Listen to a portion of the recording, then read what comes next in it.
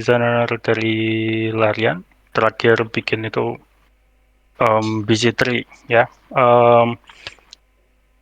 Udah pada main belum? Ada yang main nggak Duh, saya sini? kemarin cuma nyobain bentar doang, Mas.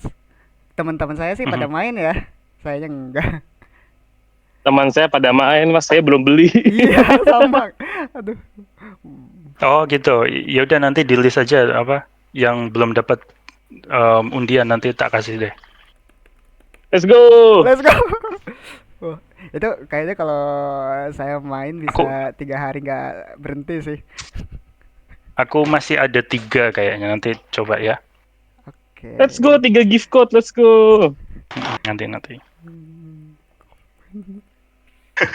Ya. Oke.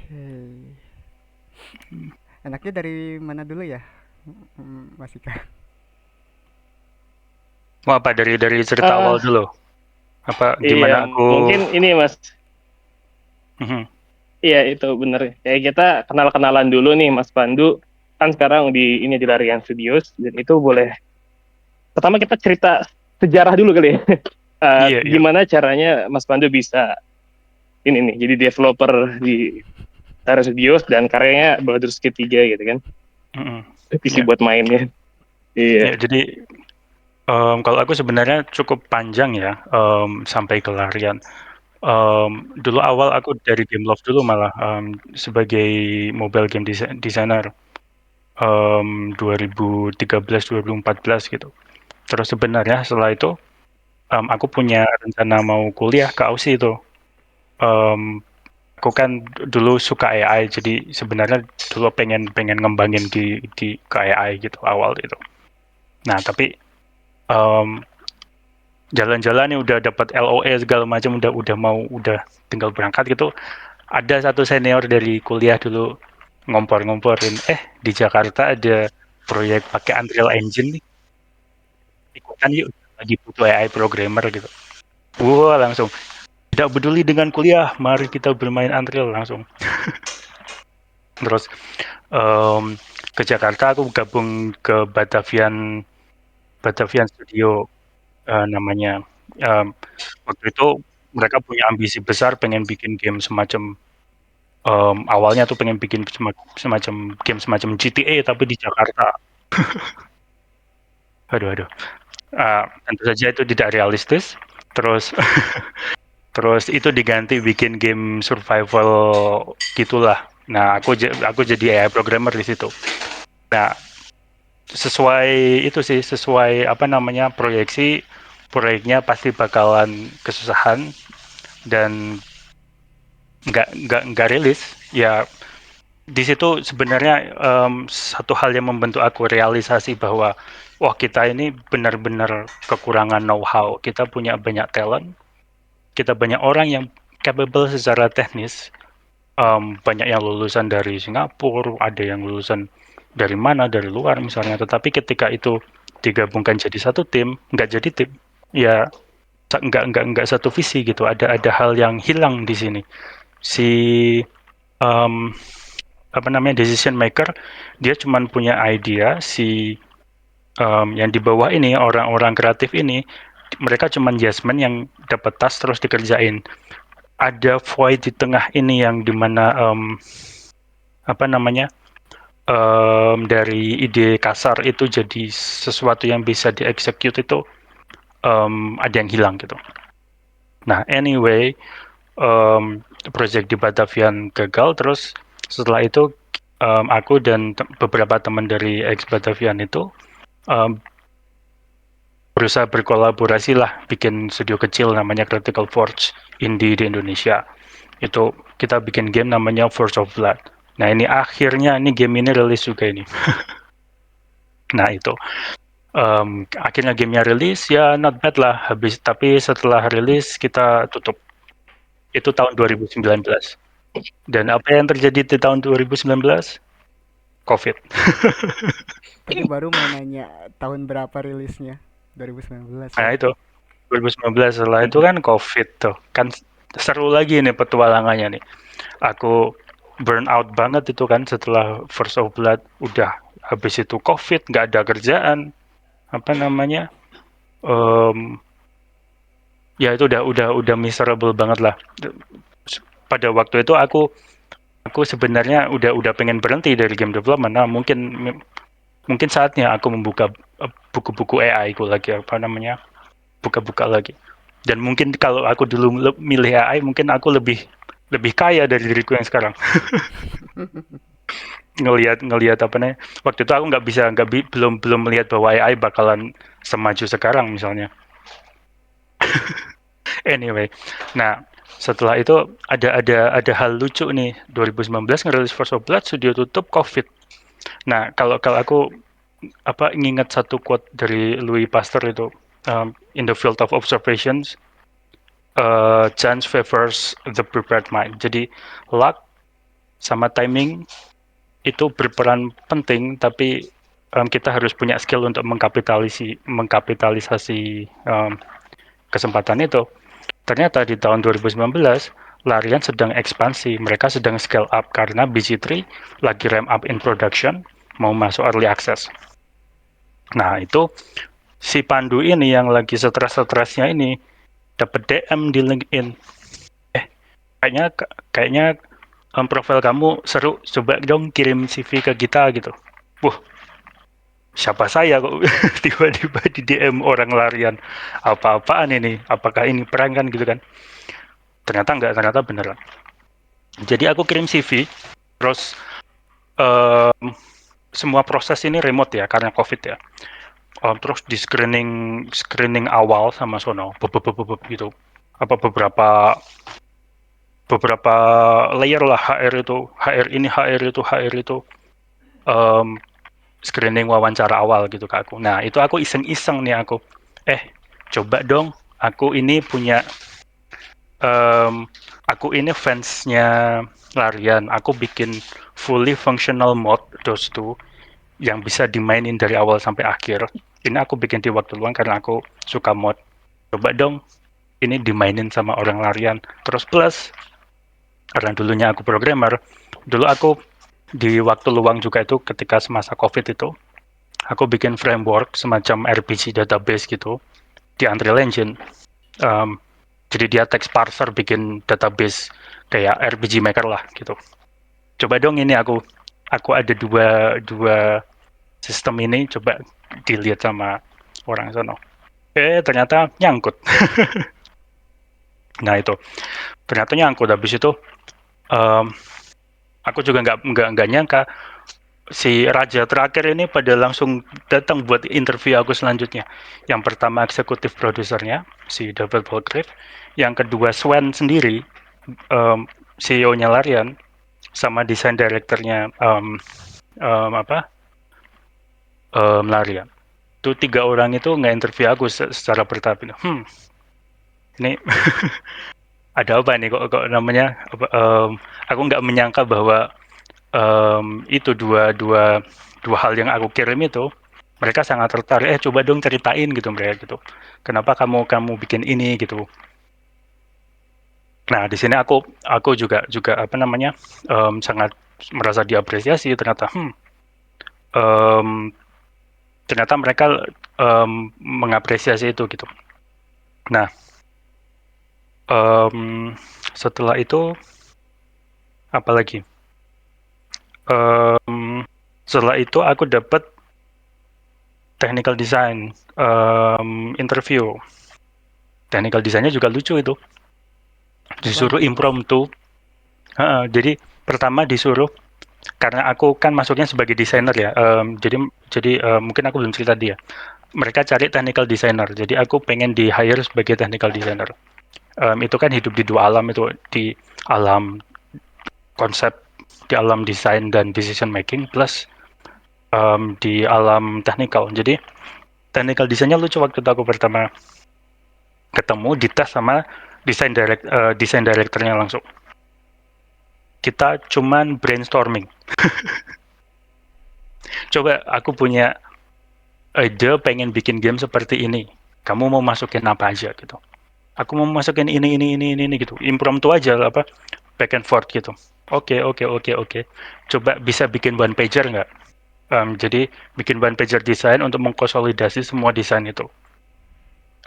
Karena concise itu penting ya, kalau dalam desain. Aku bikin nih, dia baca, suka, oke, sekarang langsung yuk, kamu kan bisa nge-mod nih. Buka editor kamu, coba kamu implement satu bagian aja yang bisa nggak gitu. Tak kasih waktu 1 jam, kamu jadinya apa gitu. Wow, challenge accepted. Langsung aku kerjain tuh, papek. Jadi, nah terus yang ini selanjutnya yang penting. Desain itu kan nggak cuman kita bikin ya, tapi ada proses iterasi dan evaluasi. Setelah itu, proses selanjutnya adalah coba ini dari yang kamu lihat, kamu bikin ini, kamu evaluasi sendiri. Apa namanya?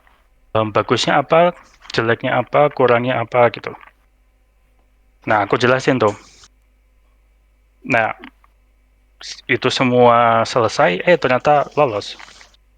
Jadi itu juga satu hal yang aku jadi pegangan ya, apa namanya?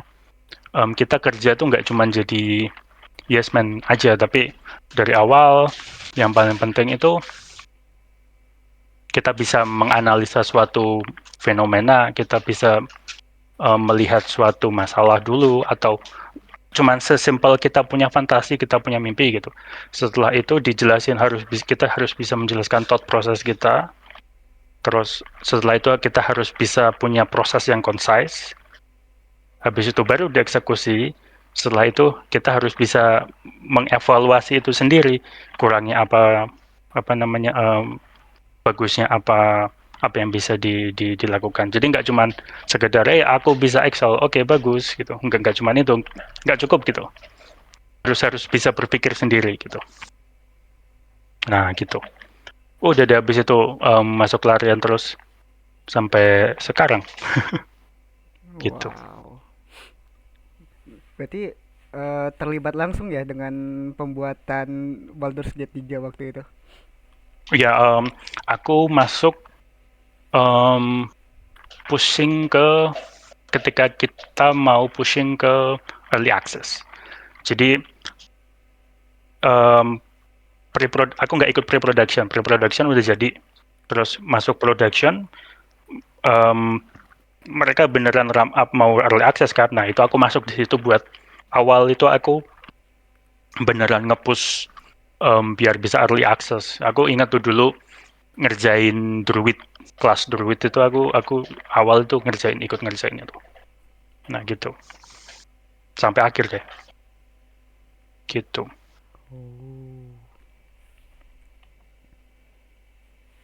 Oh ya, itu benar. Kalau misal mau ada yang tanya, langsung ditanya aja.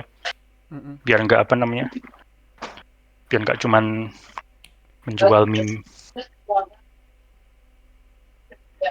Oh, langsung ada yang nanya nih, Mas. Boleh lebih detail nggak soal proses approach-nya in particular, kayak apakah sebelumnya sering post di naikin reach di LinkedIn, terus yang kedua tadi bilangnya beberapa SR interview dan ngirim demonya ini langsung bilang ke SR-nya, saya pernah bikin ABC, ini apa bisa dilihat sama tim larian. Terus oh ya, ya itu apakah sebelumnya sering post untuk naikin reach? Terus terang aku males yang gitu-gitu. Tapi mungkin sebaiknya iya. kalau aku ngasih saran ke orang, sebaiknya iya. Kalau kamu bisa kamu punya platform untuk menjelaskan ide-ide kamu, itu bagus. Absolutely. Kalau aku mungkin menangnya aku menjelaskan thought prosesku melalui game yang aku buat gitu. Jadi satu terangkum gitu. Terus ya masalah HR interview itu ada beberapa tahap itu aku nggak tahu mereka bagian apa, tapi aku diinterview oleh 3 orang dari HR yang berbeda-beda. Setelah itu aku iseng nih, aku ini fansnya di interview kedua apa ya? Aku iseng aja tanya, aku ini kan suka nge-mod. Aku sebenarnya ada mod nih yang belum aku cantumin di CV-ku. Coba dong, ini mau tak kirimin ke larian, coba please dicoba gitu, siapa kali aja cocok gitu. Sesimpel itu, informal itu. Aku nggak tahu apakah itu bakalan bisa diterima di perusahaan lain, tapi kalau Larian, karena Larian itu sangat informal, apa namanya, feelingnya itu sangat, walaupun um, secara budget kita bikin game yang triple A banget, tapi secara um, culture itu sangat sangat sangat sangat casual lah, sangat enak lah, sangat homey gitu. Terus, oh ya, aku juga belum cerita ya, aku relokasi juga. Sekarang tinggal di Belgia. Itu juga satu hal yang aku apresiasi dari Larian, itu mereka beneran membantu ketika relokasi, dan um, bahkan mereka punya konsultan relokasi sendiri. Jadi semua masalah apa namanya, sampai di sini aku dapat housing sementara, terus bikin ATM bank segala macam itu dibantu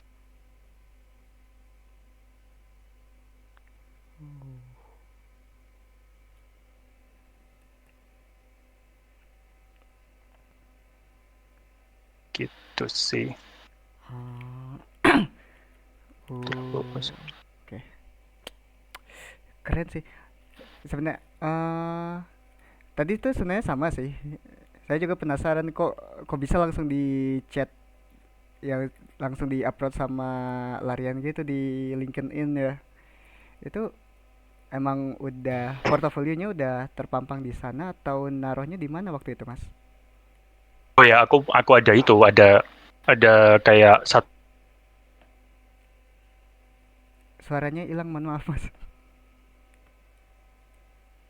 udah nggak butuh, tapi kalau kalau mulai sebaiknya kamu, kalau aku saranin ada satu satu page portofolio gitulah. Kan kalau kalau minjem apa terminologi dari writing itu kan show don't tell. Mhm. CV itu kan telling. Aku bisa ini loh, aku mendeskripsikan apa yang aku bisa gitu. Tapi level selanjutnya show don't tell. Ya show aja apa yang kamu bisa instead of telling people apa yang kamu bisa gitu. Nah, itu salah satunya ya, kalau kamu punya portfolio page, kamu pampang semua hal yang kamu bisa di situ. Terus aku juga saranin nggak cuman apa yang kamu kerjain, tapi thought prosesnya. Kalau kamu bisa bikin video introduction tentang diri kamu, silahkan page di situ. Kalau kamu bisa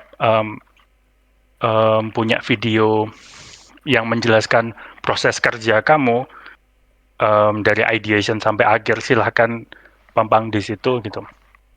Nah, itu level kedua. Kalau video game, level yang ketiga menurutku, don't tell, don't show, just play it. Ya, karena kamu game developer, ya kamu bikin game aja. Kamu bikin game yang apa namanya, sebagai kulminasi dari semua kapabilitas yang ada di kamu. Nah, menurutku dulu selling point terbesarku adalah karena aku bikin mod itu. Jadi ya aku nggak perlu ngoceh kayak kayak tukang obat lagi. Silahkan mainin game yang aku buat, kalau suka mari kita apa namanya bicarakan gitu. Nah, kalau aku dulu salah satu approach-ku gitu.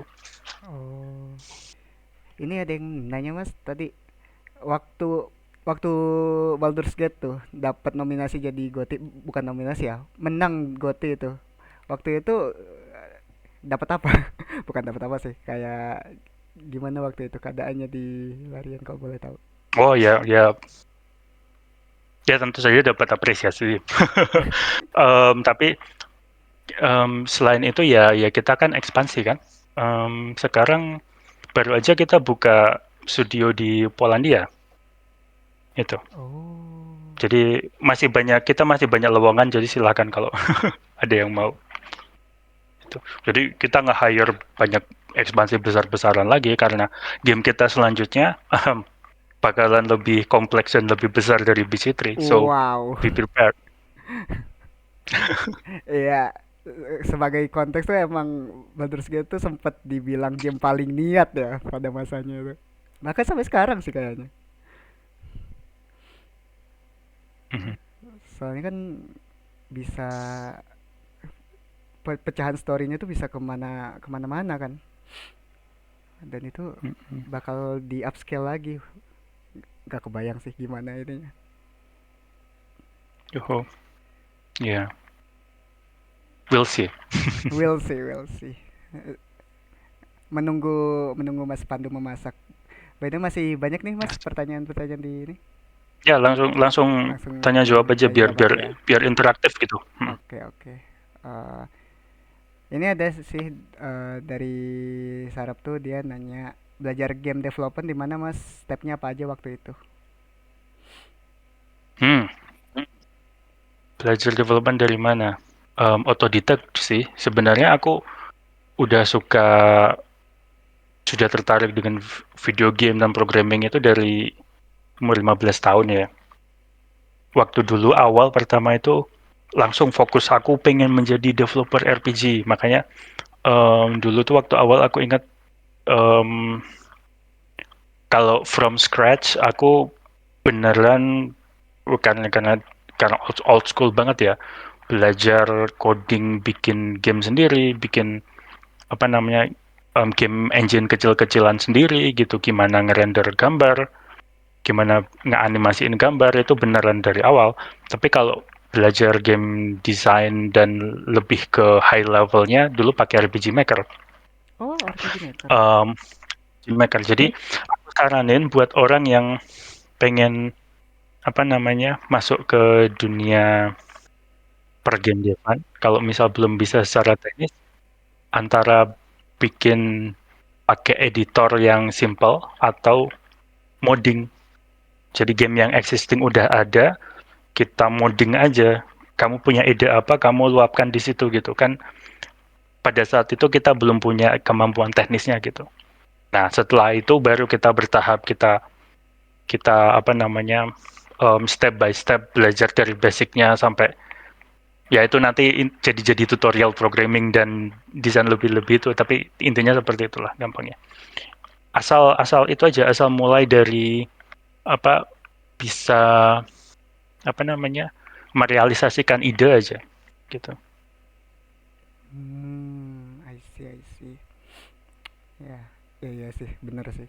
Saya sempet pengen ngeluarin ide saya di Godot tuh belum masih skill issue sampai sekarang. Iya, makanya kalau kalau aku sarankan modding deh. Aku juga tumbuhnya dari modding dulu, Warcraft 3, masih ingat Ah, nggak, Unreal Oh, Tournament, sepuh banget itu Warcraft 3. terus ini Warcraft 3 artinya ini dong, apa ngemod Dota juga bisa, Mas? Mas Pandu. ya ngemod Dota gitu. Ya Dota itu kan mod kan. Iya. Yes, develop Nah gitu, itu. develop lagi. Terus Unreal Tournament, apalagi dulu aku suka itunya Black Raven itu apa? Jedi Knight. Ya gitu-gitulah aku modding aja itu. Terus dulu juga aku entah ini mungkin ada kelainan dengan diriku atau apa, dulu tuh aku juga suka mendekonstruksi secara matematis. Jadi let's say aku main Final Fantasy 9 gitu kan. Ini zamannya dulu game facts masih video tutorial masih belum belum banyak ya. Harus ke warnet ngeliat game facts segala macam. Jadi aku buka tuh Final Fantasy 9 misalnya main kan. Terus masuk ke trader misalnya. Terus aku lihat item-itemnya harganya berapa, terus itu aku tulis itu satu-satu. Terus aku bandingin satu sama lain. Nah, itu secara tidak sadar sebenarnya aku sudah belajar sistem desain tanpa aku tahu kalau aku belajar sistem desain gitu. Jadi aku berusaha mendekonstruksi sistemnya, apa namanya, bukan hal yang kasat mata, perhitungannya, strukturnya gitu. Aku udah mulai mulai dekonstruksi gitu. Nah itu, jadi itu juga hal yang penting kalau mau jadi desainer ya. Hmm, ngemot dulu ya. Oke. Ngemot. Ini sekarang artinya teman-teman kira-kira game apa nih yang ngemodnya yang paling bisa di approach gitu kan? Tadi kalau katanya Mas Pandu kayaknya RPG Maker tuh biar onboardingnya ringan kali ya, biar bisa Iya, biar gak perlu mikirin teknisnya. terus Google kan punya itu apa sih itu? Em, apa ya namanya lupa aku. Ya itu atau Fortnite lah misalnya atau apapun. Loh Roblox itu Roblox. ya Oh atau iya, Roblox Roblox lah. juga tuh. Cuannya gede ternyata itu Eh, jualan game Roblox. oh, ya. Makanya kan itu kan eh, di satu sisi kan relatif lebih low effort lah gitu. Onboardingnya benar gitu. Oke. Waduh, makin banyak I nih yang see. nanya. Bentar, dari Oke, jatahnya. lanjut dari SN1 dulu ya. Di Larian apa mensyaratkan berapa tahun pengalaman di bidang itu dulu nggak Mas? Atau cukup kita tunjukin portofolio aja? Portofolio aja. Portofolio aja ya. Ijazah nggak dilihat, pengalaman berapa lama nggak dilihat. Yang dilihat kamu portofolio seberapa banyak, terus kamu bikin game apa namanya challenging nggak gamenya gitu. Tapi let's say kamu bikin 10 game tapi gamenya aman versus kamu bikin 2 game tapi gamenya itu challenging, chance-nya untuk lebih tinggi ke 2 game yang challenging walaupun misal gamenya gagal misalnya. Soalnya bukan hanya sekedar end product yang dicari, tapi itu tadi orang yang bisa problem solving, orang yang bisa punya apa namanya em, bisa bisa memberikan sesuatu yang baru gitu misalnya gitu. Ini challenging ini artinya dalam proses development-nya Mas ya konteksnya ya. Konteksnya em, apa fiturnya em, apa namanya scope-nya gitu. Kamu eksperimental nggak gitu gampangnya. Oke oke. Kalau Oh, kalau kamu bikin game yang aman-aman aja, ya kita juga bisa bikin game yang aman gitu. Kan gampangnya platformer. gitu. Heeh, gitu. Kalau developer yang besar seperti itu, kecuali kalau kamu memang pengen ke perusahaan game yang mereka bikin game dengan kuantitas banyak gitu dalam 1 tahun gitu. Nah, kalau yang studio game yang seperti itu mungkin portofolio yang kamu bikin 10 tapi aman semua itu lebih lebih lebih enticing buat mereka. Tapi kalau buat game triple A yang sangat apa namanya inovatif gitu ya, mereka mencari portofolio kamu ya ya dilihat kamu bisa bereksperimen nggak gitu. Hmm. Oh, ini kayaknya nyambung deh sama pertanyaannya yang Mas Di ini. Mod yang diperlihatkan di Larian itu lebih dilihat aspek desainnya atau teknisnya, Mas? Desain. Desainnya Kan ya. aku desainer. Ya nggak salah sih, bener ya. Iya. Kalau kalau programmer yang dilihat teknisnya. Terus Ah, aku juga apa namanya sarankan sesuaikan portofolio dengan studio yang kalian em, tuju gitu. Jadi kalau misal larian ya aku bikin portofolio yang relevan buat larian game RPG. Tapi di situ juga aku tadi aku katain apa di awal aku preface em, chance favor the prepared mind tadi. Ini luck juga karena aku suka RPG, aku ngoprek RPG secara dalam. Jadi portofolioku langsung matching sama larian gitu. Tapi kalau ini portofolio larianku, aku lempar ke Ubisoft misalnya, bisa jadi nggak masuk karena beda gitu kan. hmm, Nah, gitu. berarti emang ngikutin ininya juga ya, ways Mm-mm. dari Ya, studionya juga. Sun Tzu aja lah, apa Sun Tzu aja lah harus tahu diri kita, harus tahu lawan kita, terus kita sesuaikan kan gitu. Ya, benar benar benar. Terus dari Mas Ikta lagi, banyak banyak nih tiga. Kalau di Larian sendiri yang mungkin mid large size game studio ya, itu sebenarnya workforce-nya itu seberapa gede sih Mas? Terus yang kedua, kalau di game studio kayak gitu kan project base ya. Apakah semua employee go over ke next project atau nantinya di split gitu? Mm. Terus yang ketiga, Um, kalau sekali lagi, kalau networking kayak komputer networking, mereka build in house-nya untuk servernya atau pakai library Unreal? ya, oh bisa dijawab semua. Oke Ya, oke. larian itu sebenarnya mid, ya, sebenarnya ya lebih besar dari juga preface ya, disclaimer, larian itu indie, Wow. independen What? ya. Indie tapi Ya, triple A, gila. Maksudnya masih indie ya? ya ini juga indie dan triple A itu kan terminologi yang sudah itu ya. Kalau aku bilang indie itu yang Bisa. penting independen. Kalau aku berapapun jumlah uangnya, kalau aku ngeluarin kocek dari uangku sendiri, ya aku independen kan gitu. Hmm. Tapi Hmm. kalau ada third party, apa investor segala macam, nah itu tidak independen. Kalau aku ngelihatnya gitu. Nah, Larian itu independen, gampangnya gitu. Oh. Well, ya seperti itulah.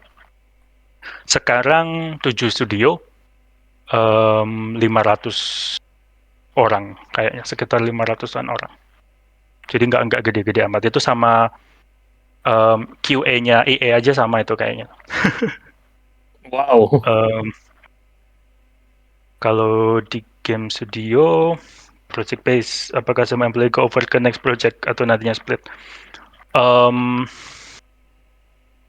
Kebetulan kalau di Larian itu um, kita one project, one apa, kita cuma ngehandle satu project per sampai rilis. Karena kita nggak sebegitu besar loh, kita tuh cuma 500 orang, jadi 7 studio itu yang ngerjain satu project aja gitu. Nah nanti 3/4, let's say 3/4 jadi, um, mungkin dijelasin ini dulu ya, kalau Larian itu waterfall, Apa tuh, Mas? sistemnya waterfall. Waterfall, jadi sistem kita ngedevelopnya tuh waterfall, jadi harus ada orang yang menginisiasi dulu dari atas, nanti kemudian membuat semua requirement terus diturunin ke bawah gitu. Intinya Oh. seperti itu. Ya, nggak se-rigid itu, tapi secara garis besar waterfall lah. Nah, jadi let's say 3/4 project udah jadi, nanti um, udah mulai project baru. Sebelum project yang sebelumnya selesai itu udah mulai project baru, mereka udah ngegodok konsep baru. Jadi ketika project yang lama udah selesai, waterfall-nya udah jalan, tinggal dilanjutin kampanye gitu. Hmm. Terus kalau masalah tools, kita semua in-house. Engine bikin sendiri, service ya, server ya punya sendiri, segala macam tata benda itu semua bikin sendiri gitu. Berarti nggak pakai engine-engine yang common saat ini ya, Mas? Ya paling third party library lah, tapi kalau kalau secara garis besar kita bikin Divinity Engine, makanya kita bisa modding dengan leluasa itu karena kita bikin sendiri Oh, gitu. begitu. Itu written in C++ artinya, Mas. Jadi kayak Oh ya, pasti. ya, jadi yang mau masuk Larian siap-siap belajar bahasanya rada dajal ya. Mm-mm. Wuh, Rada berat ini kan. ya itu, Performance-nya performance banget lagi kan, harus harus ini. ya ya itu kalau kalau pengen coding C++, itu kan nanti kan coding itu kan juga macam-macam tuh, ada yang gameplay, ada yang tools, ada rendering, ada engine, segala macam. Kalau scripting pakai Prolog. Um, um, Apa ya, dulu kalau waktu kuliah computer science tuh ada tuh Prolog buat logika. Nah itu kita bikin forking Prolog, kita kita apa namanya, modifikasi sendiri buat itu. Kalau desainer kayak aku pakainya Lua, Python gitu-gitu. Tapi kalau aku pribadi bisa coding C++ juga. Oh, nggak harus C++, tapi sorry. Ya harus ngoding tapi Iya, harus C++ gitu, Mas, kalau misalnya desainer atau gimana? Sorry.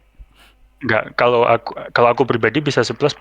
Jadi let's say aku bikin feature, enaknya gini, kalau aku tahu C++, aku bikin feature, aku bikin requirement, aku ngobrol sama programmer, kita nyambung gitu. Hmm.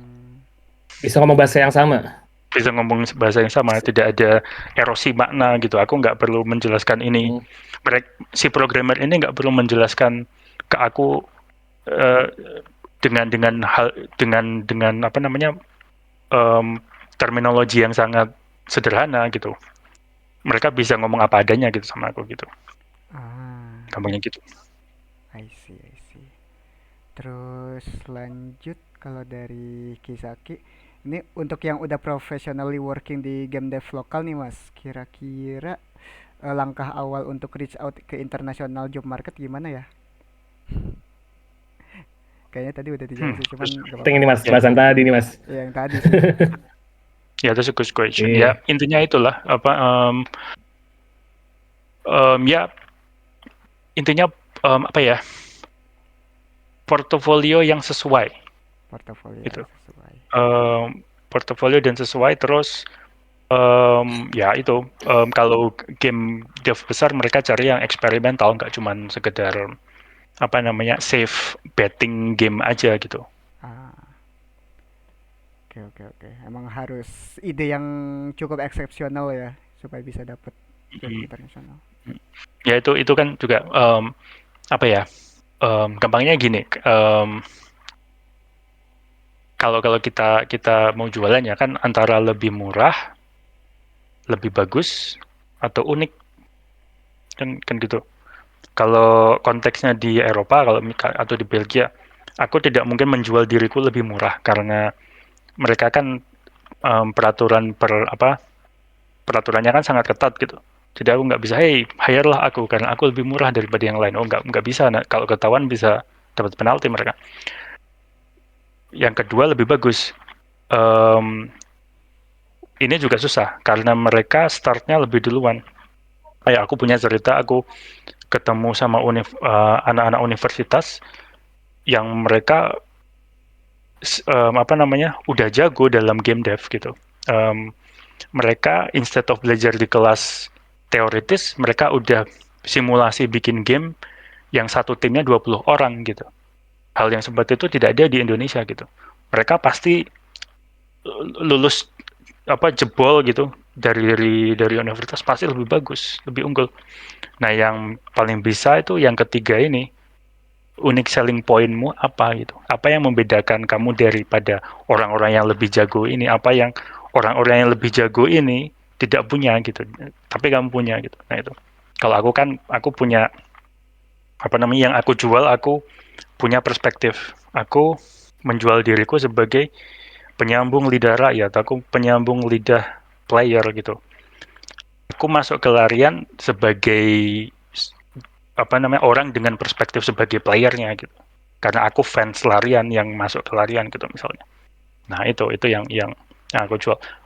Terlebih lagi aku bisa C++, aku bisa bisa coding segala macam, aku bisa AI, ya hal-hal yang semacam itu. Jadi itu kalau aku saranin sih visibilitas kita, menurutku ya visibilitas kita bakalan lebih bagus kalau kita unik, berbeda gitu. Gitu. Be unique. Oke. Terus ini ada dari Nusa, Mas mau tanya, saat interview atau rekrutmen proses seberapa penting publish game kita di mata larian ya? Terus saat di larian games ini seberapa hands on pegang engine di day to day-nya ya as a designer? Um, Dan Sorry, bisa diulang nggak? oke oke. Uh, Sebenarnya saya juga agak bingung ini ya. Saat interview atau rekrutmen proses, seberapa penting publish game kita di mata larian? Itu yang pertama. Terus saat di larian games, seberapa hands on pegang Hmm. engine di day to day-nya as a designer, dan apakah bisa pegang engine jadi consideration utama mereka gitu? Bisa pegang engine. Oh, mm. Publish game di mata melarian, ya itu um, penting. Publish game itu penting ketika kamu bukan junior, ya. Kalau aku kan direkrut bukan junior developer, jadi publish game itu sangat penting. Tapi kalau kamu junior developer, seharusnya kalau studionya itu waras, publish game itu tidak dilihat. Dia namanya itu junior. Nah itu kalau kalau ada studio yang nyari junior tapi apa udah minta publish game itu, perlu dipertanyakan. Tapi itu kalau kalau misal bukan junior, ya sangat penting. Itu portofolio kita yang paling utama gitu. Satu. Terus ya, yang kedua saat di larian berapa hands on pegang engine as a designer. Pegang engine as in pegang editor ya. Itu ya hands on day to day. Tapi kalau aku pribadi karena aku juga sistem designer, aku math spesialisnya di Larian, aku yang megang matematikanya di Larian, yang bikin formula, yang ngitung segala macam. Aku juga pegang Excel lebih banyak, terus snipping tools itu lebih banyak, lebih sering lagi Wow. selain itu. Tapi ya sih. Saya juga secara Terus personal kalau RPG itu lebih seneng ngitungnya malah justru bikin formulanya. yap, Ujungnya iya min-maxing betul. nggak sih kalau Iya, kita min RPG? maxing, min maxing. Iya betul, ya. Ya itu itu juga satu hal yang tidak mungkin banyak orang yang nggak sadar kalau kalau game RPG itu matematika banget gitu. Betul, betul itu matematika banget. Itu it's Iya. fun because there's a math in it. Iya, jadi kalau aku kalau kalau kalau kalau prinsipku matematika yang bercerita. Jadi bukan masalah aku kalau bikin formula di BC3 atau di game kita selanjutnya tuh bukan cuma masalah um, untung rugi kuat lemah, tapi ini angka-angka yang berbicara yang menimbulkan suatu perasaan tertentu gitu di playernya gitu. Ya anyway, terus tadi juga ada apakah bisa game engine jadi consideration utama mereka? Sangat. um, itu tadi um, salah satu selling point terbesar aku menurutku adalah karena aku bisa modding. Larian itu kan engine-nya in-house, mereka nggak pakai Unity, mereka nggak pakai Unreal. Jadi kalau aku bisa modding, aku sudah bisa megang engine mereka gitu, secara Oh, tidak langsung gitu. Nah, um, entah ya kalau kalau kalau studio lain mungkin aku rasa juga dengan punya konsep yang serupa mirip, tapi itu cuman consideration seharusnya itu sudah jadi basic skill yang dimiliki gitu. Ini hmm. cara pertanyaan RPG pun kayak kita perlu strukturize ya. Karena biasanya tidak seramai ini Mas Pandu. Ini kayaknya interestnya lagi super tinggi. Oke, nggak Penasaran nih. apa-apa. Sok gaskan, lanjut. Jar, tadi sekarang sampai mana? Sampai sampai mana man? Terakhir Di replay tolong tuh tuh. sebentar tadi itu sampai Mas Nusa ya kalau nggak salah. Oh, ya ya, sampai Mas Nusa tadi. Ini soalnya kayak ada banyak pertanyaan berhubung, jadi pecah-pecah Iya, gitu. Kayak Ikta mm, nanya panjang, terus Mas Aishan juga nanya panjang. Terus macam-macam ya. Mungkin kita kelarin satu-satu dulu per orang kali ya, biar konteksnya, biar flow-nya enak Hmm. gitu. boleh boleh boleh. Mungkin lanjut dulu yang pertama siapa? Ikta kayaknya. Kita lagi sih kayaknya. Yang pertama Dan Ikta. ada Iya, pertanyaan mungkin yang berulang Ikta. juga tadi. Iya, mungkin dari Ikta dulu kita struktur race ya. Mungkin setelah ini kita balik ke sistem sebelum kok hilang? Udah dihilangin ya ini. Eh question ya kayak nggak apa-apa. Mungkin kita struktur race jadi per orang dulu ya. Nanti kita lanjut di situ. Mungkin dari Ikta dilanjutin dulu tak atau mau naik ke stage? Ya, next ke stage Coba aja Ikta. biar sekalian ngobrol. Eh, Boleh. Oh ya, ini. oke, kita undang ya. Boleh. Invite to speak. Silahkan Bapak Ikta. Nanti abis ini Asian ya. Asian One. Juga banyak tuh kayaknya. Halo, halo. Halo. Halo. Halo Bapak. Suaraku oke kan ya? Aman aman aman. Halo Sklar ya. Oke. Aku tadi sebenarnya tadi kan ada ngomong dikit soal sistemnya sendiri as a studio ya. Tadi kan mention awalnya sistemnya waterfall, ketika udah 3/4 baru mulai kayak cooking lagi buat next next projectnya. Di situ apakah di yang 3/4 ini, aku nggak tahu, kayaknya mungkin sebenarnya dari timeline mungkin mungkin pernah sempat sekali. Tapi kalau di Larian sendiri tuh mereka session prototyping atau kayak gimana sih mereka nge-decide, oke, ini nih yang mau kita commit beberapa tahun ke depan untuk bikin gitu. Oh ya, ya. Oke. Jadi pertama pre-production dulu. Ini apa?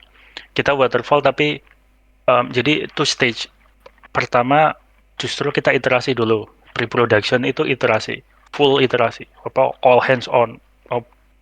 Apa namanya? Terserah mau se-chaos apapun kita bisa mengubah spek apapun, kita bisa bereksperimen dengan apapun. Ini kita kasih jangka waktu. Kita batasin. Selesai tidak selesai harus dikumpulkan gitu. Oke, let's say 1 tahun ya. Oke, kita produksi 1 tahun. 1 tahun si writer dan narrative designer itu harus punya draft awal. Sistem designer harus punya draft awal. Setelah itu selesai, oke, pre-production selesai ya. Selesai, oke, ini yang kita sepakati ya. Oke, kita sepakati, baru masuk production, di situ waterfall. I see. Berarti itu tuh emang terbuka satu studio gitu ya untuk kayak nge-decide kita as a studio mau bikin apa, atau beberapa orang yang emang ini. Itu sebenarnya nggak terbuka juga. Jadi kita pilih. Oke. Ya, kita pilih owner. Jadi setiap tentu aja kalau di awal di yang paling atas itu system designer dan writer itu yang paling atas, mereka bakalan owning banyak hal. Mereka jadi feature owner lah gitu gampangnya. Mereka owner. Mereka yang bakalan nge-decide banyak hal. Tapi tentu aja itu kan nanti diawasi, quote and quote, kita diawasi oleh tim member kita sendiri gitu. Jadi nanti ada proses diskusi di situ segala macam, tapi pada akhirnya yang memutuskan tetap satu orang, si owner itu. I see. Nah, itu udah selesai, nanti jadi draft awal, itu jadi hal yang kita sepakati bersama. Tidak mengikat, tetapi starting point. Setelah itu kita masuk waterfall yang mana lebih linear ya development-nya. Tapi tetap aja di satu turunan itu ada iterasi kecil gitu. Terus ada iterasi kecil lagi gitu, dan selanjutnya sampai selesai. Gitu. Oke. Gitu. Oke, dari aku udah cukup sih, pertanyaannya udah lebih bayang. Mungkin aku sebenarnya kalau sekarang lagi di web dev, jadi mungkin kalau pindah ke game dev harus ada banyak building portfolio dulu ya. Tapi makasih banget Mas Pandu udah ngejawab, udah kebayang industrinya. Semoga Larian game selanjutnya GOTY lagi. Amin. Will sih, nggak janji sih, aku nggak bisa mengamini juga. Will. Apa Mas, kita yang pengen Mas. Iya, kami yang pengen sih Mas. Jujur. Alright. Oke, makasih banyak guys. Oke. Silakan ke audiens lagi kita. Anyway, ini thread-nya bisa di-reply gak ya? Sebentar. Coba yang aku ngirim thread ya biar lebih structurized. Okay. Jujur ini lupa di restore tadi. Atau ya abis ini kayaknya Ashen belum kejawab semua kan ya? Gue nggak tahu Mas atau Mbak ini. Mau ke atas kah? Kita undang dulu.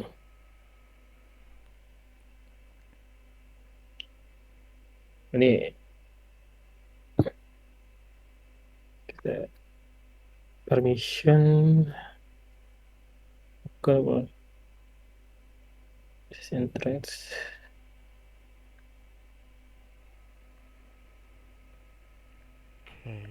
Nah, kalau enggak kita sambil lanjut dulu deh. Lanjut dulu.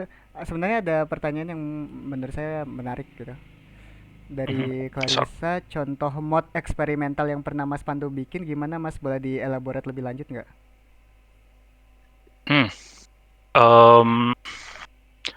Contoh mod eksperimental yang buat itu ya, yang buat buat Divinity, buat Divinity itu dulu aku bikin kelas gitu. kelas-kelas baru buat Divinity Original Sin 2 dengan skill baru. Terus aku juga bikin magic items. Kan kalau Divinity Original Sin 2 itu kan randomly generated itu. Aku bikin handcrafted magic items. Dan di BG3 itu aku yang megang magic items sama trader. Jadi semua magic items di BG3 itu aku yang desain. Oh. Ada berapa? 500-600 biji itu 99% aku yang desain itu satu persatu. Sisanya orang lain punya ide, aku yang nge-green light gitu. Itu Gitu. ditulis satu-satu Mas waktu itu ya.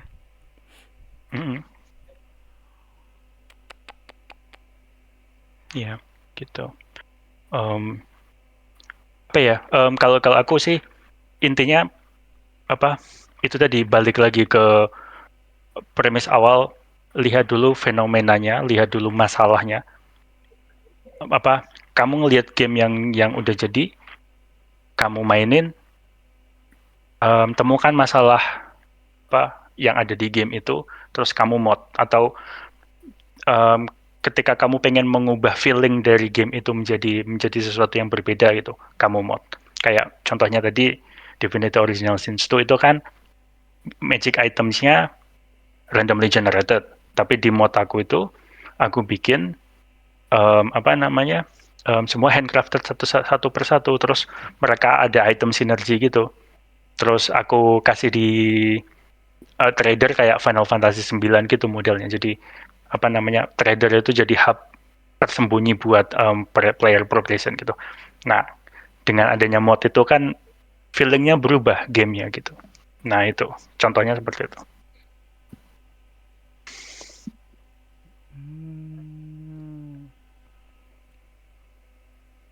Oke, ini menjawab nggak Clarissa ini ya? Oh ya, itu udah menjawab belum? Apa Clarissa ada? Udah Mas. Oke, sudah. Kalau ada mau follow up boleh banget ya. Mm-mm. Oke, mungkin kita ke next ya. Tadi Ashen mau ke atas kayak dia tuh lagi hacker rank deh. Langsung OTW hacker rank.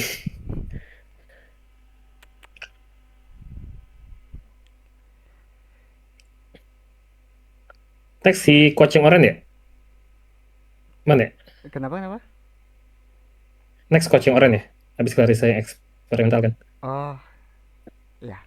Wait. Oh iya benar coaching orang. Spesifik untuk game development, saya sering dengar butuh basic math yang kuat buat programmingnya.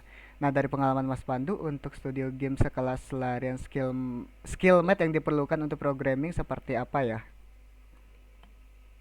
Untuk Harus jago skill math math, apa nih?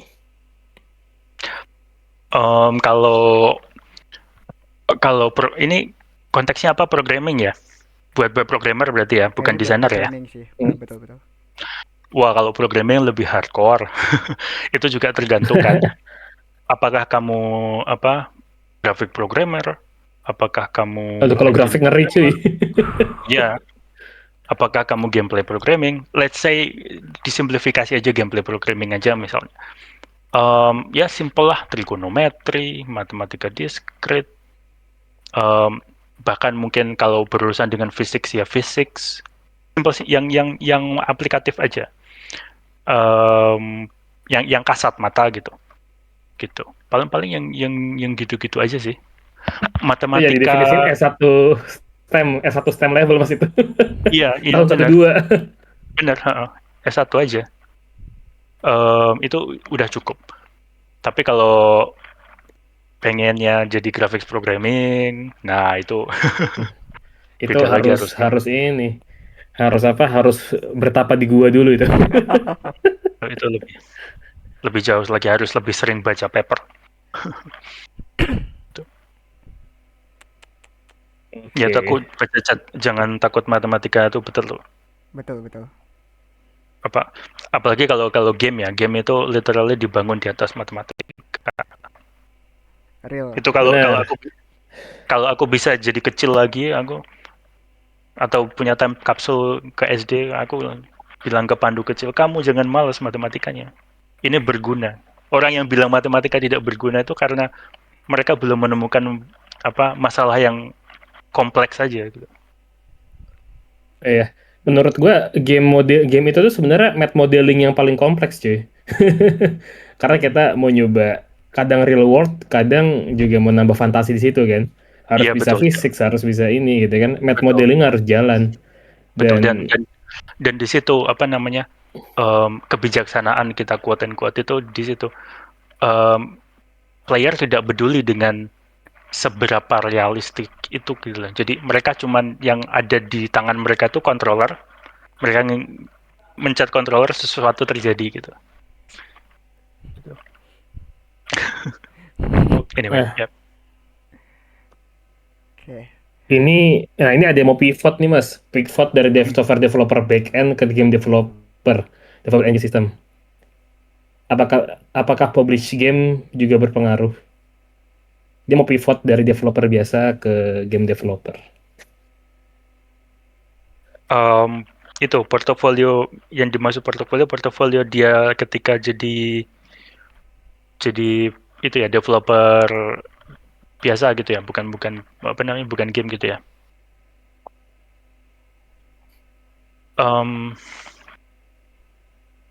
Agak itu sih bisa, tapi junior lagi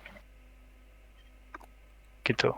Kalau misalnya kayak gitu, atau ya di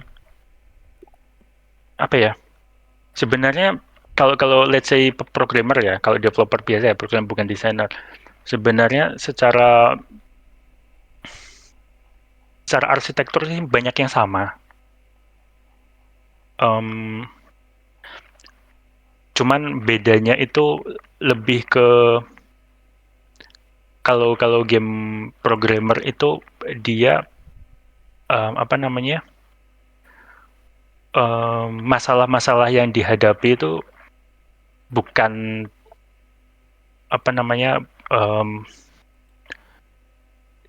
bukan sesuatu lebih abstrak gampangnya gitu, bukan sesuatu yang gampang dilihat gitu.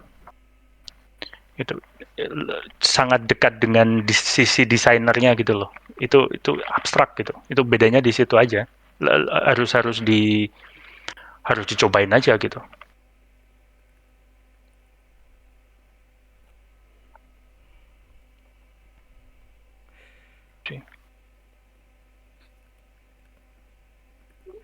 Ini benar sih. Artinya kayak jawaban yang sama juga ini ya.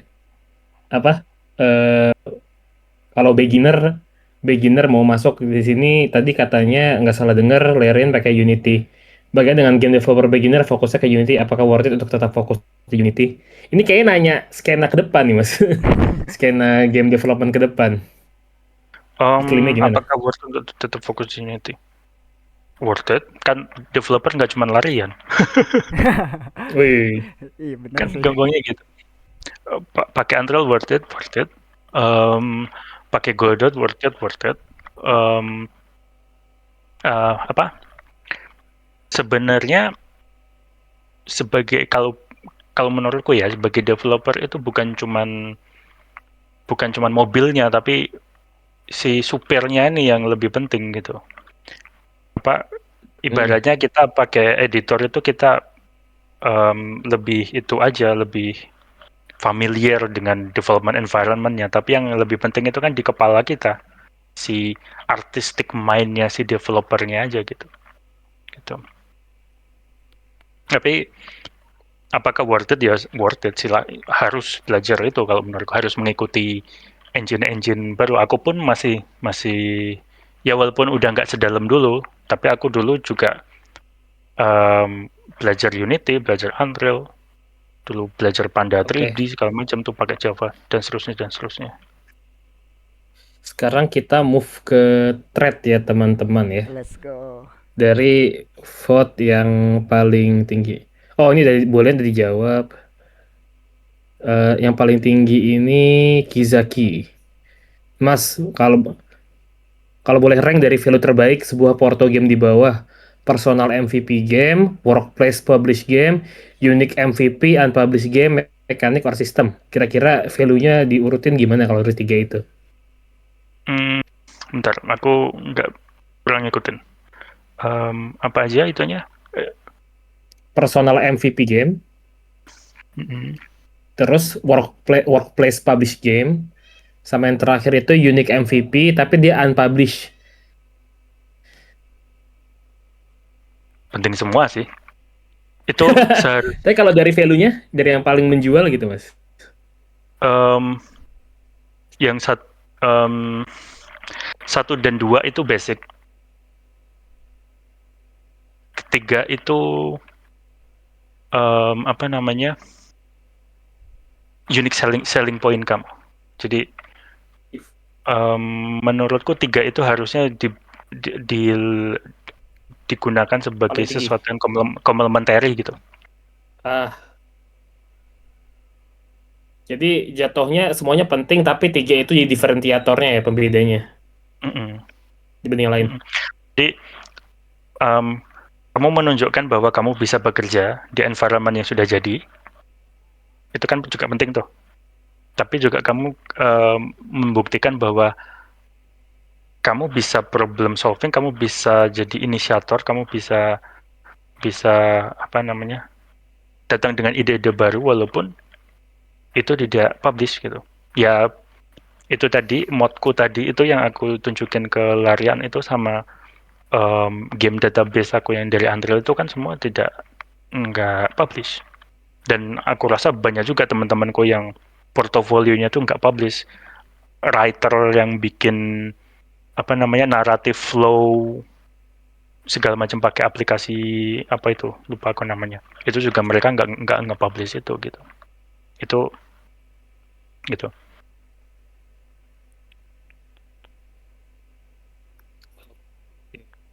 Udah menjawab belum ini saudara Kizaki. siapa ini? Kizaki. Ini boleh juga join dia join Game Dev Indonesia nih.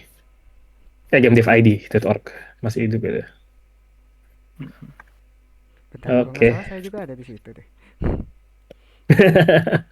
Berawal dari grup Facebook. Udah sangat jelas. Thank you. Oke. Ini kita kasih yang paling ini kayak ada 3 komen tidak apinya nih. Rahman malah nggak ngevote dia. Dia nanya ini, ada template Excel gitu nggak yang buat dekonstruksi atau analisis game design system? Dia minta framework di Excel kali gitu. Ini agak kurang nyambung ke bahasan, tapi mau tanya di Larian Gen AI dia pakai untuk apa aja? Apa benar konsep art juga pakai Gen AI? Generative AI. itu kemarin yang tiba-tiba terbakar. Apa namanya Ada jadi diskusi drama, di Mas. mana-mana itu. Wow, drama itu besar itu. Di Ya, jadi Gen AI dipakai di konsep art sekarang sudah tidak dipakai lagi. Jadi sebenarnya itu cuman dipakai buat gini loh kan, AI itu kan banyak kan, apa namanya, ada decision support system, ada automation, terus ada machine learning dan Gen AI itu. Nah sebenarnya kita tidak pakai Gen AI buat konsep art, kita pakai Gen AI buat bikin mood board gitu. Jadi apa namanya, ini cuman referensi aja, gampangannya kalau kayak di apa sih, di Ngumpulin Pinterest itu, Mas. Kalau gitu orang-orang. Pinterest. Nah ya, ngumpulin Pinterest itu buat bikin mood board, jadi buat referensi aja. Nah itu cuman masalahnya kemarin itu si Swan itu dia mengeneralisasikan AI gitu, padahal kan enggak. Pun kalau misalnya kita pakai Gen AI, kita training pakai data kita sendiri, kan ini si Larian udah ada dari 96 nih. Kita punya server sendiri buat apa namanya, buat machine learning. Terus kalau mau di training ya pakai IP kita gitu. Pun demikian. Tetapi pada akhirnya Yang kita lakukan itu cuma tabayun sebenarnya, cuma verifikasi Gen AI berguna nggak ya? Kalau sampai saat ini sih, aku bilang Gen AI untuk Gen AI-nya tidak berguna bagi kita. Itu bukan sesuatu yang kita pakai. Kita lebih fokus ke automation misalnya, atau decision support system-nya gitu. Gitu.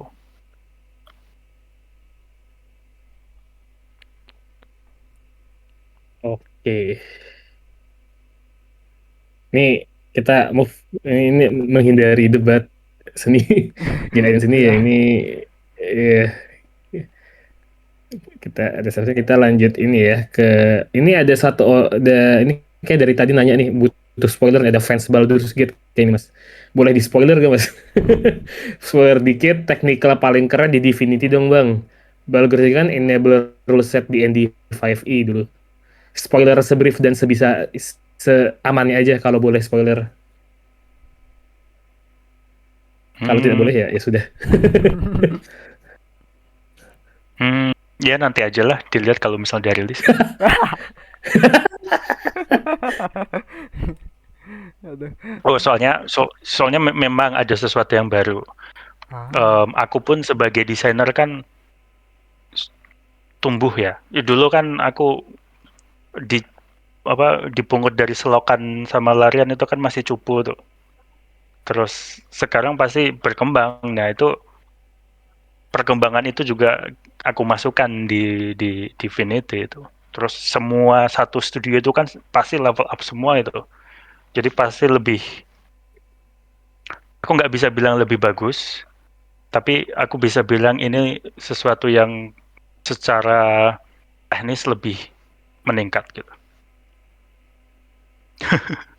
Ya, seperti itu.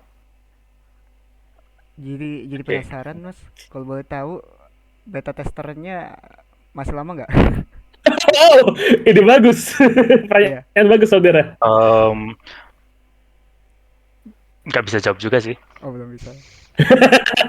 Berarti Tunggu aja for intinya. now masih lama lah ya kira-kira. Belum, Itu itu juga nggak aku dijawab. Itu nggak nggak bisa dijawab. jawab juga itu. Oke. Butuh Kita waktu nunggu aja untuk kesimpulannya. dimasak. Oke. Jangan dipaksa break NDA, guys. Oke. Tidak boleh di force gitu kan. Tunggu saja. Sorry. Iya. Nah ini next question tadi pivot dijawab. Ini yang terakhir Mortel baru join. Kalau pembuatan aset 3D aja di game design itu masih bisa berharga atau ekspor lagi ke game development terus main gamenya. Jadi kalau cuma ini ya 3D designer sekarang masih bisa berkarir kah atau dia harus combo role gitu kayak Mas Pandu kan tadi ini ya apa technical designer, jadi selain dia desain juga ngerti teknis juga gitu. Kalau konteksnya aset 3D creator gitu, itu gimana kondisinya sekarang? Bisa juga. Jadi ini juga satu hal. Jadi ada apa ya? Game development itu kan sekarang skopnya semakin besar ya. Jadi kita juga butuh orang-orang yang maksudnya untuk bisa menghandle skop yang besar itu gitu. Ya salah satunya tentu aja animasi, 3D aset itu. Itu pasti selalu dibutuhkan. Dan itu lebih ke apa ya? Lebih ke asset creation pipeline, bukan tidak berhubungan dengan decision maker gitu. Jadi itu di bawah, kalau di waterfall itu di bawah udah dapat list, kamu bikinin 10 macam manusia gitu misalnya, udah langsung disalurin ke bawah aja gitu. Itu pasti butuh. Dan dengan volume yang sangat besar. Gitu. Saingannya itu tapi yang susah. Kenapa satu studio memilih kamu dibanding yang lain? Nah itu kalau itu aku nggak bisa jawab soalnya aku bukan 3D artis gitu. Gitu. Oke, thank you Mas. Ini kayaknya abis ini pertanyaannya agak ke-trigger diskusi AI tadi ya. Jadi ikutan penasaran karena orang-orang lagi ketakutan role dari replace sama AI. Apa sih generatif AI dipakai di game dev Mas Pandu? Apakah beneran ada role yang digantikan dengan si Gen AI ini, khususnya di bidang ilustrasi, animasi, konsep art dan sejenisnya. Em,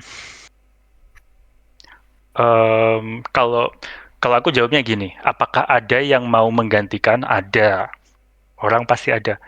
Tetapi kalau aku pribadi, enggak gitu. Jadi permasalahannya dengan generative AI itu dia melihat ke masa lalu.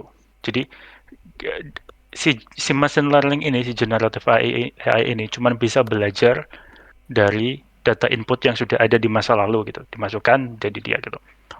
Nah, si generative AI ini nggak bisa menggantikan si Pandu yang lagi boker terus dapat ide secara random. Si Gen Setuju. AI ini nggak bisa menggantikan Pandu yang lagi nonton VTuber gitu terus dapat ide gitu. Nah, itu di situ bedanya. Jadi akan ada studio-studio yang dia cuman pengen ngikut tren aja. Jadi, oh ada game Dark Souls ini, aku bikin Dark Souls-like game lah. Nah, game studio-studio yang kayak gitu nggak butuh apa namanya creative person. Mereka bisa pakai Gen AI untuk bikin itu. Tetapi bakalan ada juga studio-studio yang bakal pushing the boundary. Nah, studio-studio yang seperti itu butuh orang beneran gitu. Gampangnya gitu. Ya. Tapi aku masih skeptis Setuju. sih. Sampai saat ini aku belum melihat Gen AI itu hasilnya industri standar. Harus dibersihin lagi, coding pakai Gen AI harus dibersihin lagi. Halah, ya mendingan orang beneran Nah, aja gitu. harus nyapu lagi di tukang sapu, Mas. Heeh, gitu. Sering terjadi. Animasinya dari Gen AI harus dibersihin lagi lah. Kalau gitu ya mendingan orang aja sekalian dari awal langsung dibersihin gitu. Masalahnya Gen AI itu selalu di situ di technical debt-nya gitu loh. Setuju. Awal memang bagus nih, wah kayaknya bagus. Tetapi ketika kita scale up itu selalu technical debt-nya selalu kelihatan. Wah ini malah malah riwah sendiri, harus dikerjain ulang, harus di itu ulang. Yalah, nggak usah lah Gen AI-an, orang aja gitu. Iya, cuma cuma hal-hal yang nggak butuh technical berat mas emang udah bisa di replace kayak web dev misalkan gitu kan. Jujur udah. Betul. Ya, betul. Itu makanya itu sekali lagi kan karena web dev itu kan sesuatu yang bisa direplikasi kan. Ya web itu Benar. ya apa ya kayak gitu-gitu aja. Tetapi kalau game kan enggak apa namanya itu sesuatu yang harus selalu berubah gitu. Orang kan bisa bosen gitu. Makanya inovasi-inovasi itu yang nggak bisa direplikasi oleh Gen AI. Kreativitas itu apa insight apa inspirasi itu belum bisa digantikan dengan generative AI menurutku. Cuma kalau kata AI you are absolutely right gitu kan. Iya, absolutely right. Oke, ini next ada yang pertanyaannya keren nih vibe ini kan. Boleh cerita lebih nggak mas soal vibe informal di larian? Apakah lebih enable kontribusi karena less birokrasi gitu kan? Sorry, bisa diulang? Vibes informal. Jadi vibe kerja di sana mungkin ya, social Mhm, vibes, cultural vibe. mhm. Apakah lebih mengenable kontribusi karena birokrasinya nggak sebanyak itu? Oh ya, betul, sangat. Ya, kita lebih flat. Ya, itu tadi. Jadi, instead of the general structure di mana kita punya satu director dan dia ngedirect semua hal. Akulah sang sutradara, aku yang mengatur semua hal. Em, kita lebih flat dan lebih dipecah gitu. Jadi, si director memang dia punya creative vision, tetapi pada akhirnya orang-orang akan ditunjuk sebagai feature owner, sebagai owner untuk hal-hal tertentu dan mereka punya kebebasan seapapun, sebagaimanapun asal itu di dalam lingkup vision si director itu. Gitu. Jadi lebih flat itu orang bisa berantem si yang apa namanya desainer bisa berantem sama director, director bisa berantem sama desainer secara flat. Ini juga itu sih apa ya? Aku rasa ini juga juga kultur Benelux sih ya, Belanda, Belgia, Luxembourg itu aku ngelihatnya kulturnya lebih flat seperti ini, lebih nggak ada basa-basi, sangat direct, nggak ada apa namanya, em, apa, no hard feeling gitu kalau misal ada clash gitu. Gitu. Lebih egalitarian lah gitu gampangnya.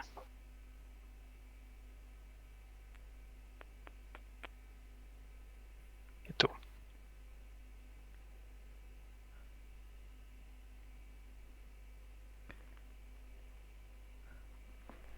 Oke, begitu.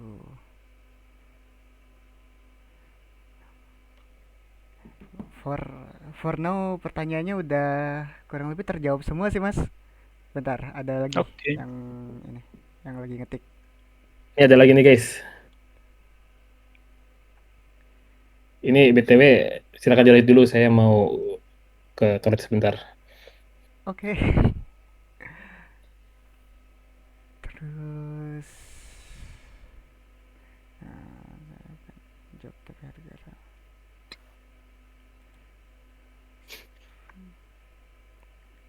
Lagi cari ide di toilet. Masih ada yang Baik bersikeras. guys. Iya. Itu masalah apa AI. Nggak apa-apa, apa namanya AI itu. Ibaratnya kalau aku ngelihatnya AI itu kan pada akhirnya tools. Semua orang nanti akan apa namanya? Istilahnya kalau aku Photoshop atau 3ds Max dulu kan matematis banget tuh. Mhm. Sekarang ada editor jadi nggak harus sangat matematis gitu. Tapi yang membedakan apa orangnya pada akhirnya. Jadi ketika AI itu jadi lebih approachable, semua orang punya akses ke AI yang sama, kan levelnya sama tuh. Yang jadi tipping point-nya apa? Ya pada akhirnya orangnya. Pada akhirnya Gitu. kreativitasnya itu sendiri ya. Ya ke orangnya lagi ya. Ya loh, AI ku pinter loh, AI ku juga pinter, AI mu pinter loh, AI ku juga pinter. Tapi yang membedakan pada akhirnya, yang jadi faktor pembeda paling besar ya orangnya sendiri gitu. Karena semua semua gen AI nanti bisa jadi pada level yang sama gitu. The man behind the gun. Mm-mm. Oke, ya, setuju sih, setuju Mas.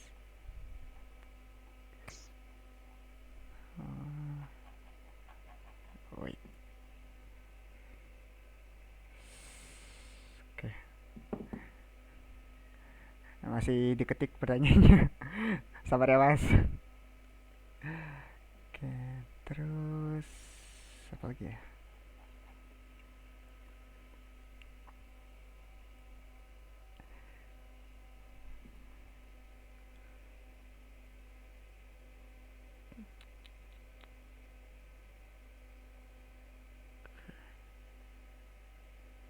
Oh, mungkin dari saya nanya aja kali ya Mas. Kalau So, jadi selama di game dev itu ja- eh, makin sering main game gak sih Mas atau malah jadi nggak bisa main game? um, jujur, makin selektif. Makin Kalau aku selektif. pribadi ya, tapi kalau ini aku apa sangat spesifik buat aku sendiri. Aku sebelumnya pun sebenarnya aku lebih suka main game indie daripada game triple A yang high class cinematic segala macam bla bla bla itu. Aku cari game-game indie yang aku sangat menikmati game-game indie em, yang aneh, yang eksperimental, yang unik gitu. Tapi sekarang pun aku ngelihat game indie pun jadi generik juga, unfortunately. Ya karena industri ya. Tapi di sisi lain aku juga membatasi diriku memainkan game karena aku takut terpengaruh. Terpengaruh secara Nanti, ide desain atau gimana tuh Mas? iya secara ide desain. Nanti aku takutnya nanti itu flip flop. Wih, ini bagus nih gamenya nih. Ah masukin ah. Wah ini bagus nih gamenya. Ah masukin ah gitu. Oh iya Jadi sih. oh itu nanti nggak jadi nanti. Itu berbahaya itu buat desainer yang flip flopping. Desainer tuh harus apa susahnya tuh harus realistis juga tapi harus idealis. Dalam artian dia harus tetap stay dengan desain prinsipal dia, soalnya takutnya nanti flip-flopping itu tadi bahaya itu, nanti kasihan yang ngerjain. Berarti kalau misalnya lagi dalam suatu project gitu, harus apa? Game yang dimaininnya harus ya yang kurang lebih harus relate sama yang lagi dibikin atau gimana Nggak tuh? harus sih, Nggak ya? nggak harus sih. Ya kayak aku, contohnya game yang paling sering aku mainin selama 2 tahun ini Vampire Survivor. Oh, Vampire Survivor. Tuh, sama Balatro. Itu apa? Menurutku itu lebih goti dari BG3 itu. Sorry, tapi ya, em, ya tapi kalau aku pribadi sekarang lebih jarang lah, lebih selektif main game. I see, I see. Jadi inget case game contekan dari Horizon Zero Dawn yang dicontek Like of Martyr. Oh, jadi karena apa tadi? Karena Balatro mention jadi ini semua, jadi keluar semua fans-fansnya. Hmm. Ya memang bagus kok. Itu Oh, setuju sih. itu itu contoh kalau aku bilang apa namanya systems angka yang bisa menimbulkan cerita, bisa apa namanya ada emergent naratif itu ya salah satunya Balatro itu. Oke. Sip. Pertanyaannya udah mulai lumayan banyak lagi nih, Mas. Kayaknya kita dari Mas Darka dulu ya. Kayak Mas ada nggak sistem desainer lain yang jadi panutan? Sistem desainer lain.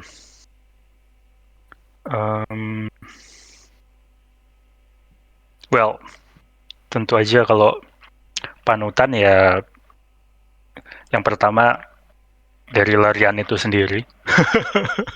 Karena aku fan ya. Sistem desainernya Larian, Nick Pechanin, David Walgrave yang sekarang jadi executive producer Lulu Systems. Terus Warren Spector, apa namanya, Deus Ex.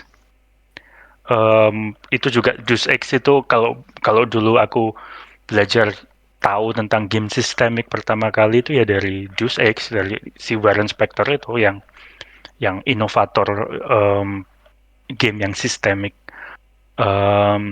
Kemudian aku bilang aku juga suka Obsidian.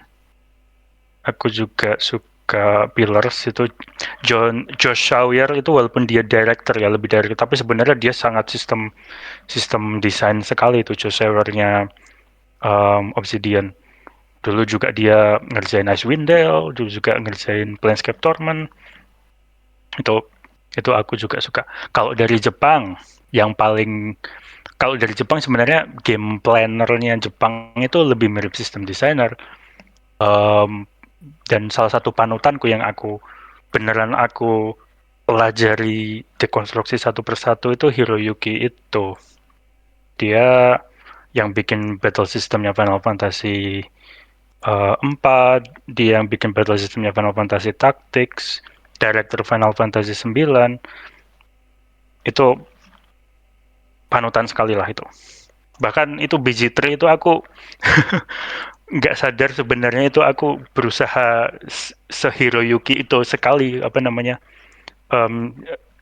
banyak komponen di situ gitu. Banyak yang aku pelajari dari Tactics, dari itu Final Fantasy 9, terus aku juga ngambil komponen dari Vagrant Story segala macam itu. Nah itu contoh.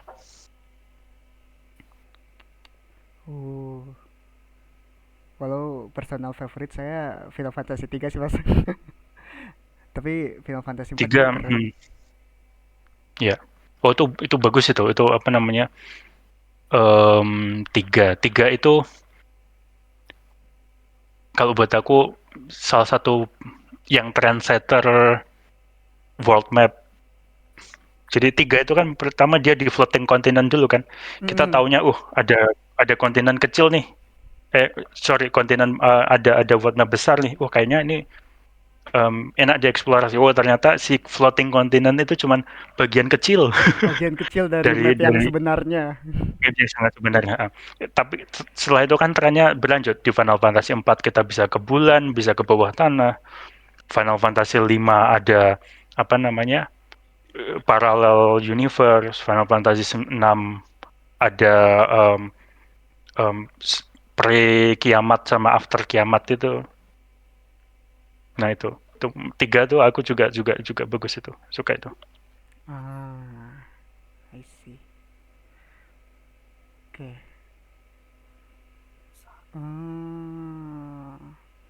Bentar, kita lanjut.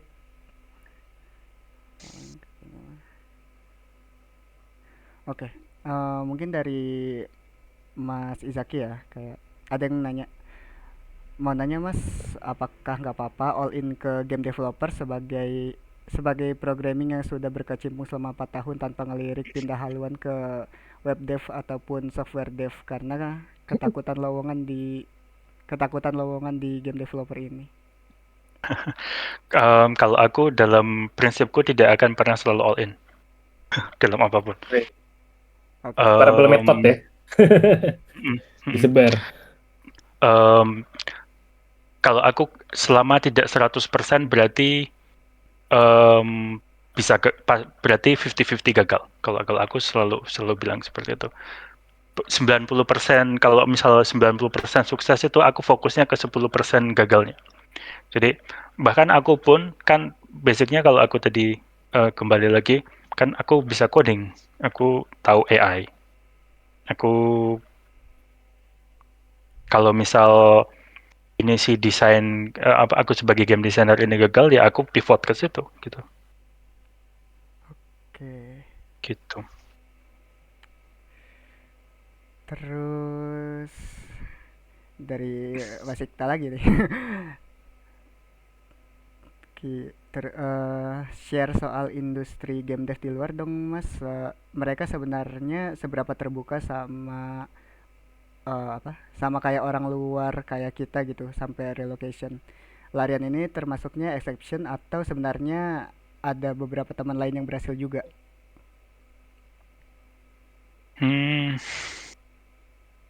Kalau di Eropa itu jadi sesuatu yang tren ya tentang masalah relocation ini. Entah deh kalau North America aku kurang tahu, kayaknya sih nggak, kayaknya kalau North America sih lebih bebas. Kalau Eropa itu kan karena mereka punya peraturan yang sangat ketat karena sosial demokrat mereka secara garis besar ya.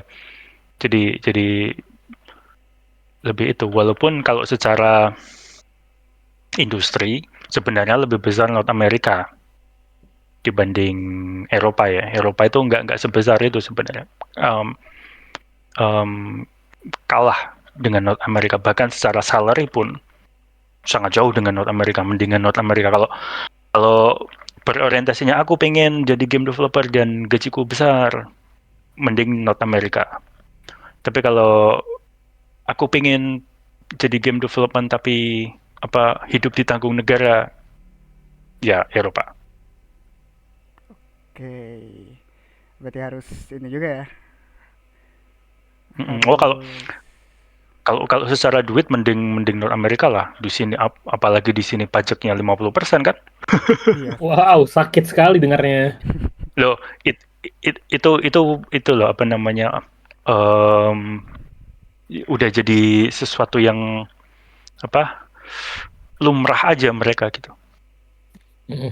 Tapi saya nggak apa-apa sih Mas bayar pajak 50% asal manfaatnya balik gitu kan. Iya betul, tapi di sisi lain gitu sih. Ya itu duitnya muter aja gitu. Oke.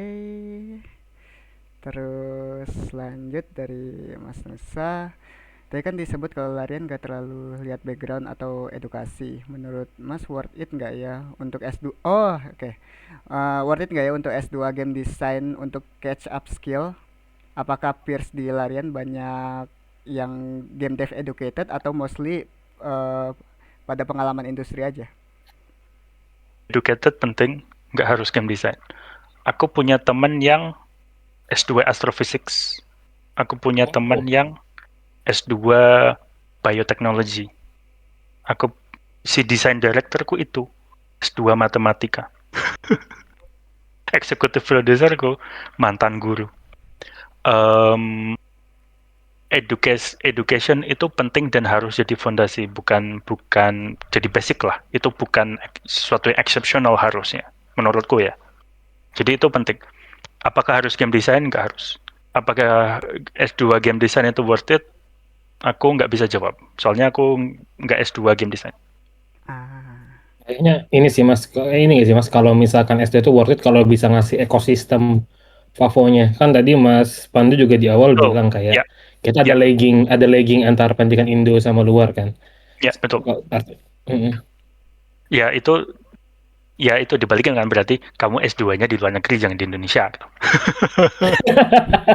Dan intinya balik lagi, kabur aja dulu, jangan di Indonesia gitu.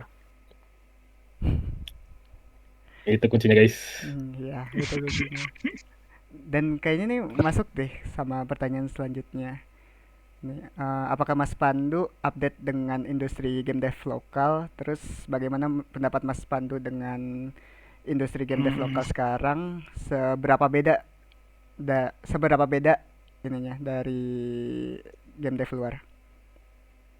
ya itu jujur aku nggak begitu ngikutin sih game dev lokal. Em, ya, apa namanya? Tapi kalau kalau aku lihat sih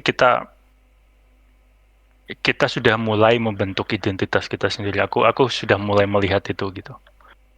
Em, ya, aku bisa komennya sih seperti itu dan itu sudah bagus. Tapi apakah itu ekosistem yang cukup? Hmm, entah, kurang tahu. I see, I see. Sama, oh saya ada pertanyaan lagi nih Mas. Eh karena udah sering di sistem desain ya. Jadi tuh kayak kalau di JRPG-nya Jepang tuh kan biasanya tuh secara naratif ya sering banget dijadiin memes tuh dari yang level 1, eh pergilah bermain bersama bersama teman-teman gitu. Terus final bossnya itu langsung kayak Lawan fight the god lawan gitu. Tuhan. Duh, kita kan juga ngelawan Tuhan ya. Sama Em, ya. Wow, mm, mantap. ya itu Memang kultur sih. Kan apa namanya, RPG itu kan namanya role playing itu kan apa sih, mainan bapak-bapakan, ibu-ibuan, pasar-pasaran itu kan juga disesuaikan dengan em, culture yang terlibat gitu. Itu. Cuman kalau kalau dari aku bisa ini lebih ke sistemiknya sebenarnya daripada instead of narrative structure-nya. Kalau aku bisa bikin game yang nyari kodok tapi penuh dengan misteri, nggak cuman aku nyari kodok atau nyari kucing aja, tapi udah habis itu selesai. Setelah itu tidak ada apa namanya, tidak ada em, follow up gitu. Sebenarnya lebih ke situnya. Kalau kalau aku kan dari sisi sistemnya, mungkin awal kita nyari kodok, ternyata dari nyari kodok itu kita ketemu apa namanya, ancient ruin. Dari ancient ruin itu ternyata kita ngebuka portal ke dunia lain dan sebagainya. Bisa lah itu diutilisasi secara uh, naratif structure dan sistem structure gitu. Itu lebih ke strukturnya aja gitu. Buk, bentar tadi itu apa? Bukan karena ini ya, Mas. Bukan karena mesti ada progression or something gitu ya. Progression ya, tapi kan nggak harus seperti itu gitu. Progression itu penting tapi nggak harus Kalau menurutku nggak harus seperti itu. Itu cara cara progresnya JRPG Jepang itu menurutku ada masalah culture, masalah target audience, kan simple gitu. Apa konsep-konsepnya simple dari yang paling mudah sampai yang paling tinggi gitu. Anak umur 14 tahun, anak umur 10 tahun bisa main. Tapi ketika itu diberikan ke target audience yang let's say dengan kultur yang berbeda, misalnya di Eropa, dengan segala cerita fantasi mereka dan dengan target audience yang lebih tinggi kan bisa jadi berbeda gitu. Nah, itu masalah desain decision aja sih. Ah, Heeh. Cuman pada akhirnya kalau JRPG kan jadi apa ya? Jadi trope. Jadi pattern aja, jadi pola. I see, I Gitu. see. Oke. Oke. Next question nih dari tadi nih, Mas Darka. Mas ada nggak Mas ada nggak sistem desainer lain yang jadi panutan? Oh, kalau itu udah Mas, sorry. Udah ya? Ah, Oh, udah, oke. tadi udah dijawab. Ini paling Kenapa ditanya lagi kalau gitu? Oke. dari Mas Arvo paling. Maksudnya gimana Mas Pandu di Eropa ditanggung di negara ekosistem yang cukup tuh gimana?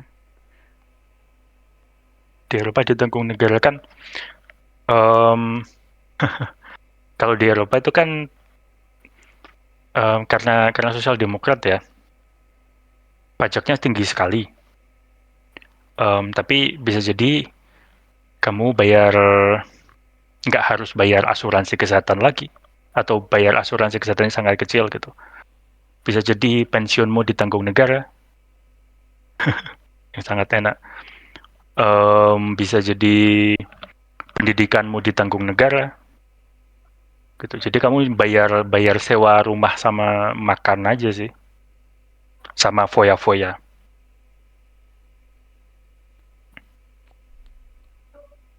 Tapi antrian ke dokternya sebulan. Iya.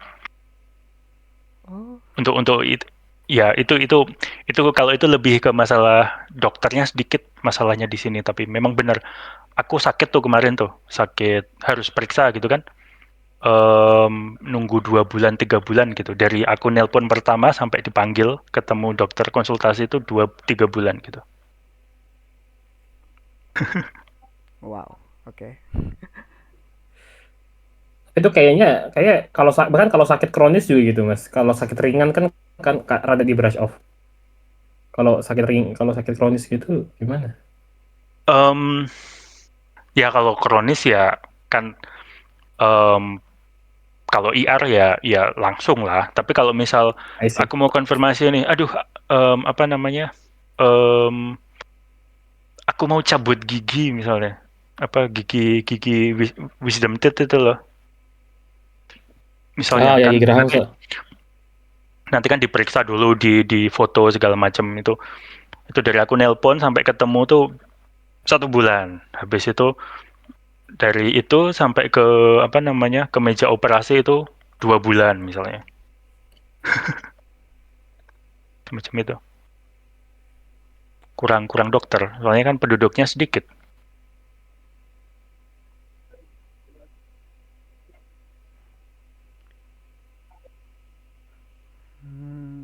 Begitu.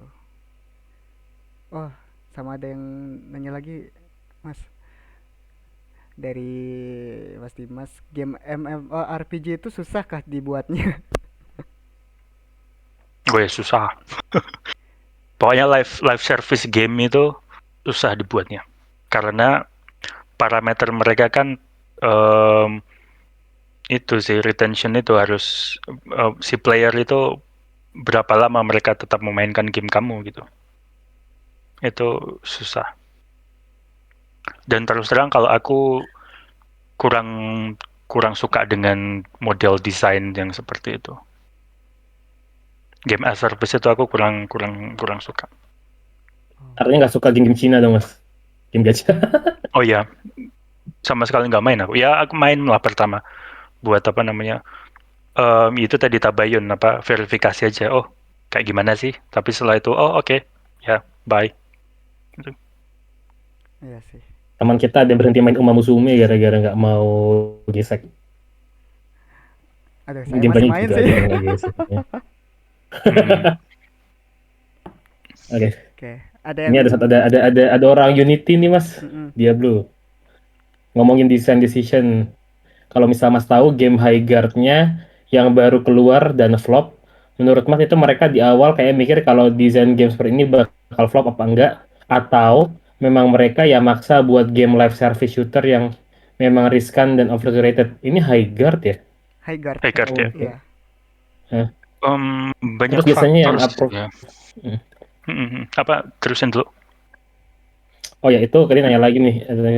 Terus biasanya yang approve desain seperti ini tuh apakah memang dari higher ups atau investor atau gimana? Hmm, aku kurang kurang kurang tahu kalau kalau kalau di studio lain. Tapi kalau kalau menurutku itu dulu ya, masalah Highguard dulu ya. Kalau masalah menurutku sih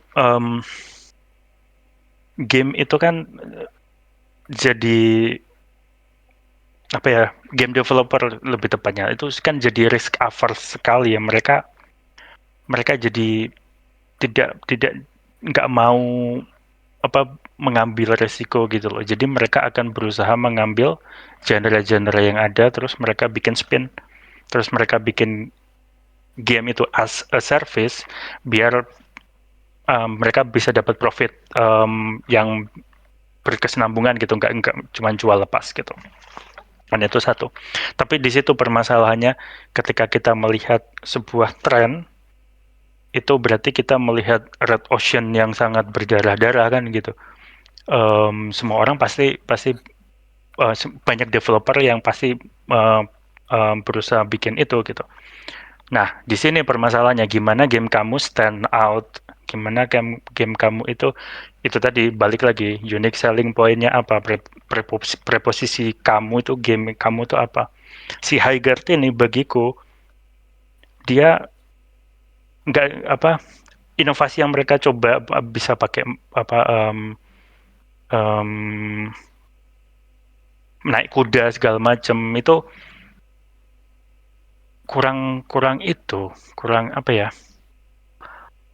nggak added value-nya itu kurang jadi malah identity crisis sebenarnya kamu tuh pengen pengen jadi apa sih pengen jadi game yang twitchy reflex atau pengen jadi yang resource management apa namanya um, tactical atau gimana gitu dan sebagainya tapi intinya kayak gitulah um, ya susah terus um, decision makernya siapa kalau perusahaan non indie karena mereka punya orang yang funding ya tentu saja si funder itu punya punya apa namanya um, atau lebih tepatnya si developer ini harus punya cara untuk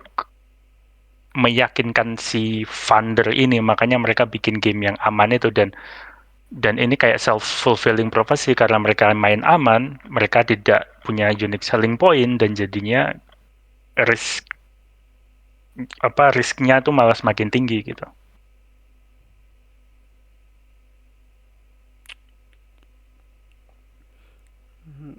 Iya, gitu ya. Walaupun Iya, apa ya? identity crisis aja sih kayak kayak apa dia nggak jelas nih, dia tuh mau jadi apa gitu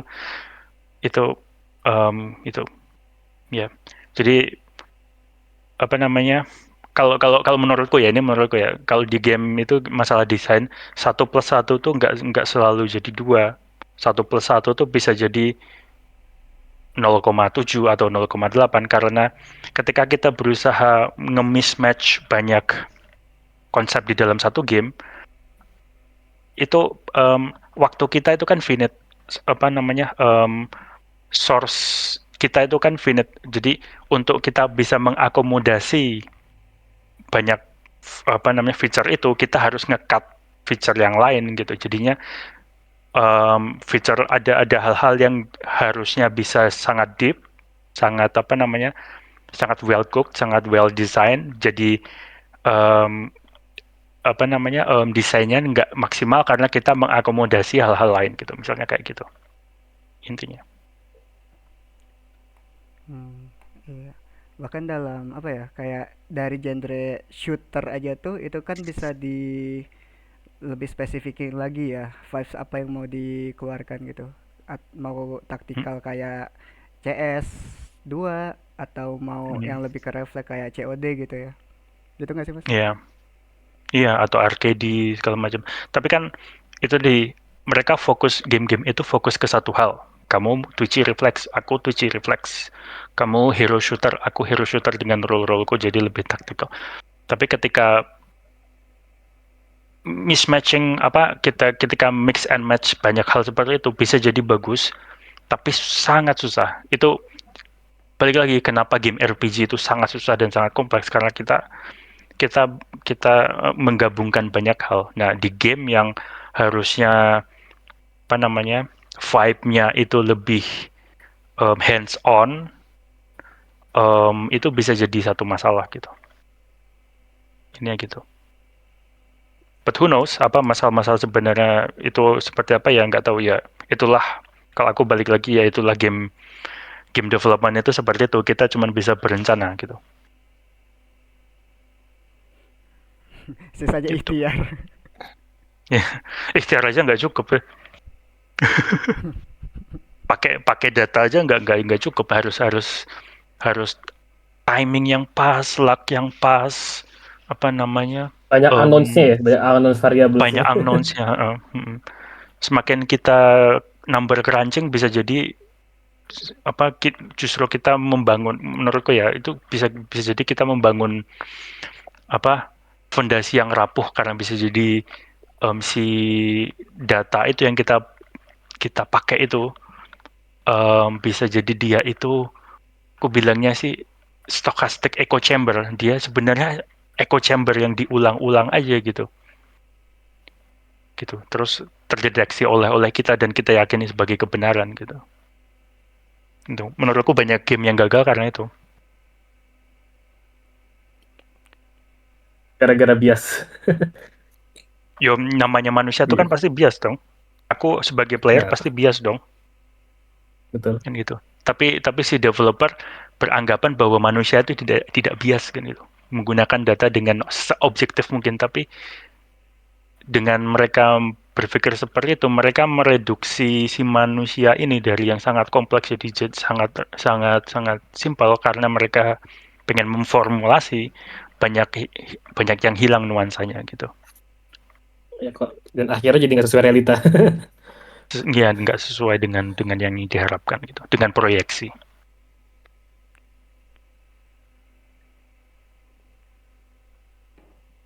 Ini tinggal 10 menit lagi, guys. Ada lagi kah? Atau mau kita kasih closing statement ke Mas Pandu?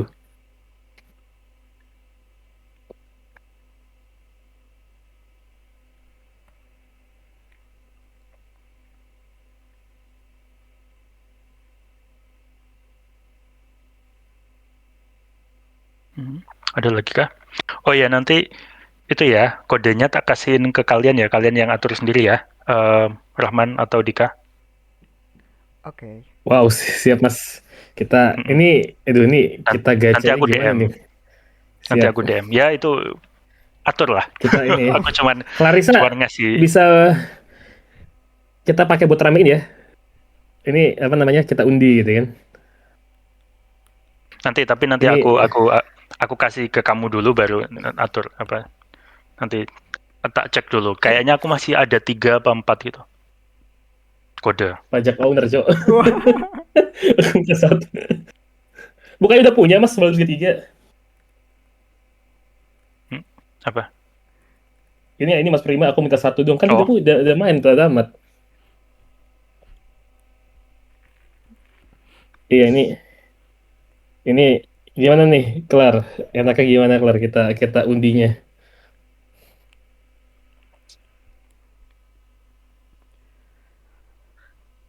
ya itu nanti nanti kalian pikir Nah, lah atur gimana nanti lah ya. gimana. Kita ini kita Atur nanti. atur nanti ya. Mm.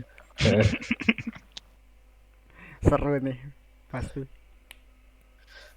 ini ini war nih guys. Baldur's Gate 3 loh ininya. Harganya berapa sih, gue cek deh di Steam. Berapa ya? Apa 70-an apa ya? Nanti Apa 60-an? Gak lupa. $60, that's crazy. Kayaknya.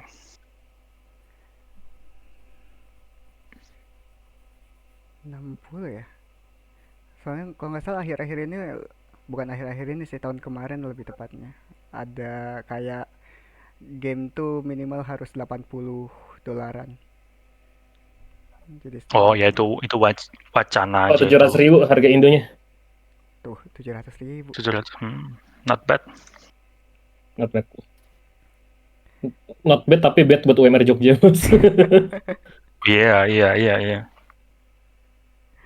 Habis itu tuh jadi inget dulu pertama kali di Game Love gaji UMR Sleman.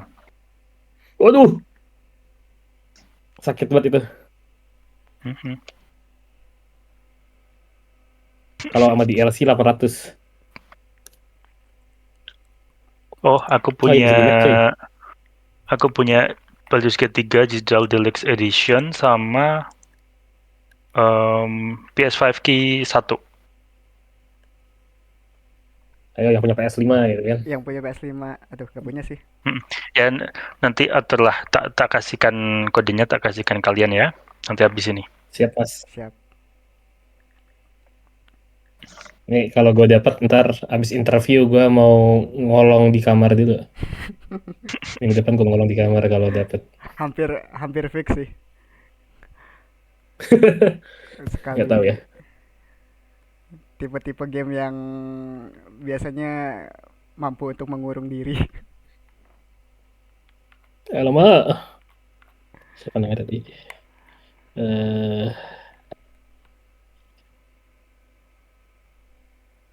Oke, ini ada pertanyaan lagi atau mau closing ini? Terus sekarang kita closing. Kalau nggak ada, apa closing statementnya giveaway, Mas? Ini bertanya dulu nih. Oh, giveaway. Oke. Closing statement boleh, Mas Pandu.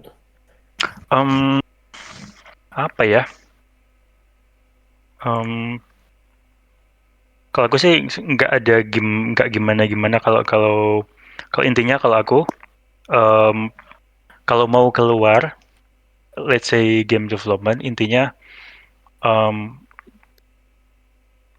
cari posisikan diri kita, lihat tren yang ada terus pintar-pintarlah untuk mencari posisi gitu. Kita itu di mana gitu. Terus coba bangun unique selling point kita, identity kita, self branding kita sebagai seorang profesional itu dari awal gitu. Itu yang kita jual ke si studio itu. Karena apa? Karena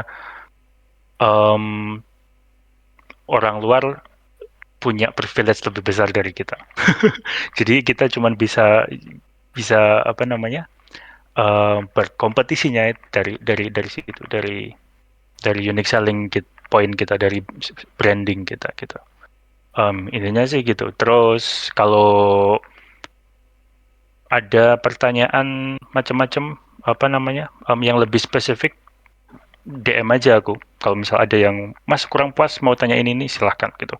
Selama Oh, iya. selama waktu Belgia nanti aku jawab gitu ya. Oke. Itu aja Ini sih. buat kontak Mas bisa di Discord ini atau bisa lewat LinkedIn atau yang mana? Kayak pada penasaran juga itu orang-orang. Tiga kalau Risa. Discord aja kan aku di channel ini juga. Benar, siap. LinkedIn juga bisa tapi aku jarang ngecek LinkedIn. Siap, Mas Pandu. Ini Mas Pandu ada di Gitu channel ya. general sama di channel Europe ya. Dia ngeklik ke Europe juga. Teman-teman yang mau ngecek Mas Pandu bisa di channel Europe sama di atau di general ya. Ya terserah, tag aja atau DM. Nanti kalau aku ada waktu aku jawab Siap, Mas. gitu. Kalau kerja di game pasti Discord native. Oh iya, jadi penasaran Oke. nih. Aduh, udah closing statement ya. Enggak apa-apa. Nggak usah formal-formal. Oh. Berarti Mas Pandu Kayak apa aja. sering komunikasi kerjaan lewat Discord atau lewat yang lain tuh, Mas?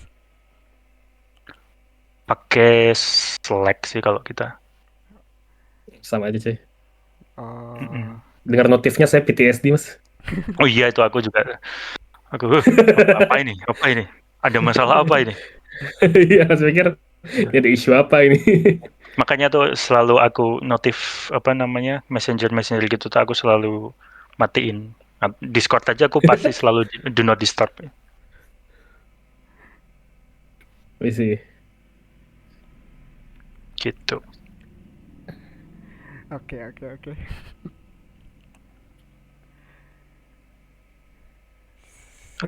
Kayaknya udah ya, Mas Tika. Udah. Oke. Karena udah closing statement, makasih Mas Pandu atas sesinya hari ini. Nggak cuma dari knowledge buat kabur dulu ya ke Belgia, terus juga banyak ini ya, apa nitip juga ada banyak pesan nih gimana cara biar bisa tembus gitu kan, utama di unique selling point karena Mas Pandu sendiri bisa masuk intersectionnya banyak. Pertama bisa programming, jago C++ dan lainnya, tooling aja tahu. Terus juga pernah buat game sendiri, buat mod, dan dia juga suka game dari player. Nah itu tuh intersection yang kuat banget, makanya bisa diterima langsung gitu kan. Dan itu juga kalau teman-teman mau keterima di luar, ya salah satunya masih kayak gitu, plus bangun visibility gitu ya. Mm-mm. Bangun visibility biar kelihatan sama industrinya gitu. Nah ini saking ramenya pada minta channel baru nih game dev ya. Oke kita buat ya di ini ya di study club atau mau di apa? Mau di study club atau mau di study club aja lah. Farnas tadi klub Game aja club dulu. ya. Let's go. Iya. Ini karena di mainnya tiba-tiba meledak ini. Oke mungkin itu setelah ini jangan lupa buat aktif di kegiatan KAD lain di study club.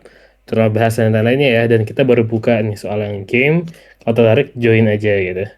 Nah, nanti nanti kita ada pertanyaan nih, Mas Pandu ada berencana bikin game studio sendiri nggak? Mau direkrut deh kayaknya, Mas.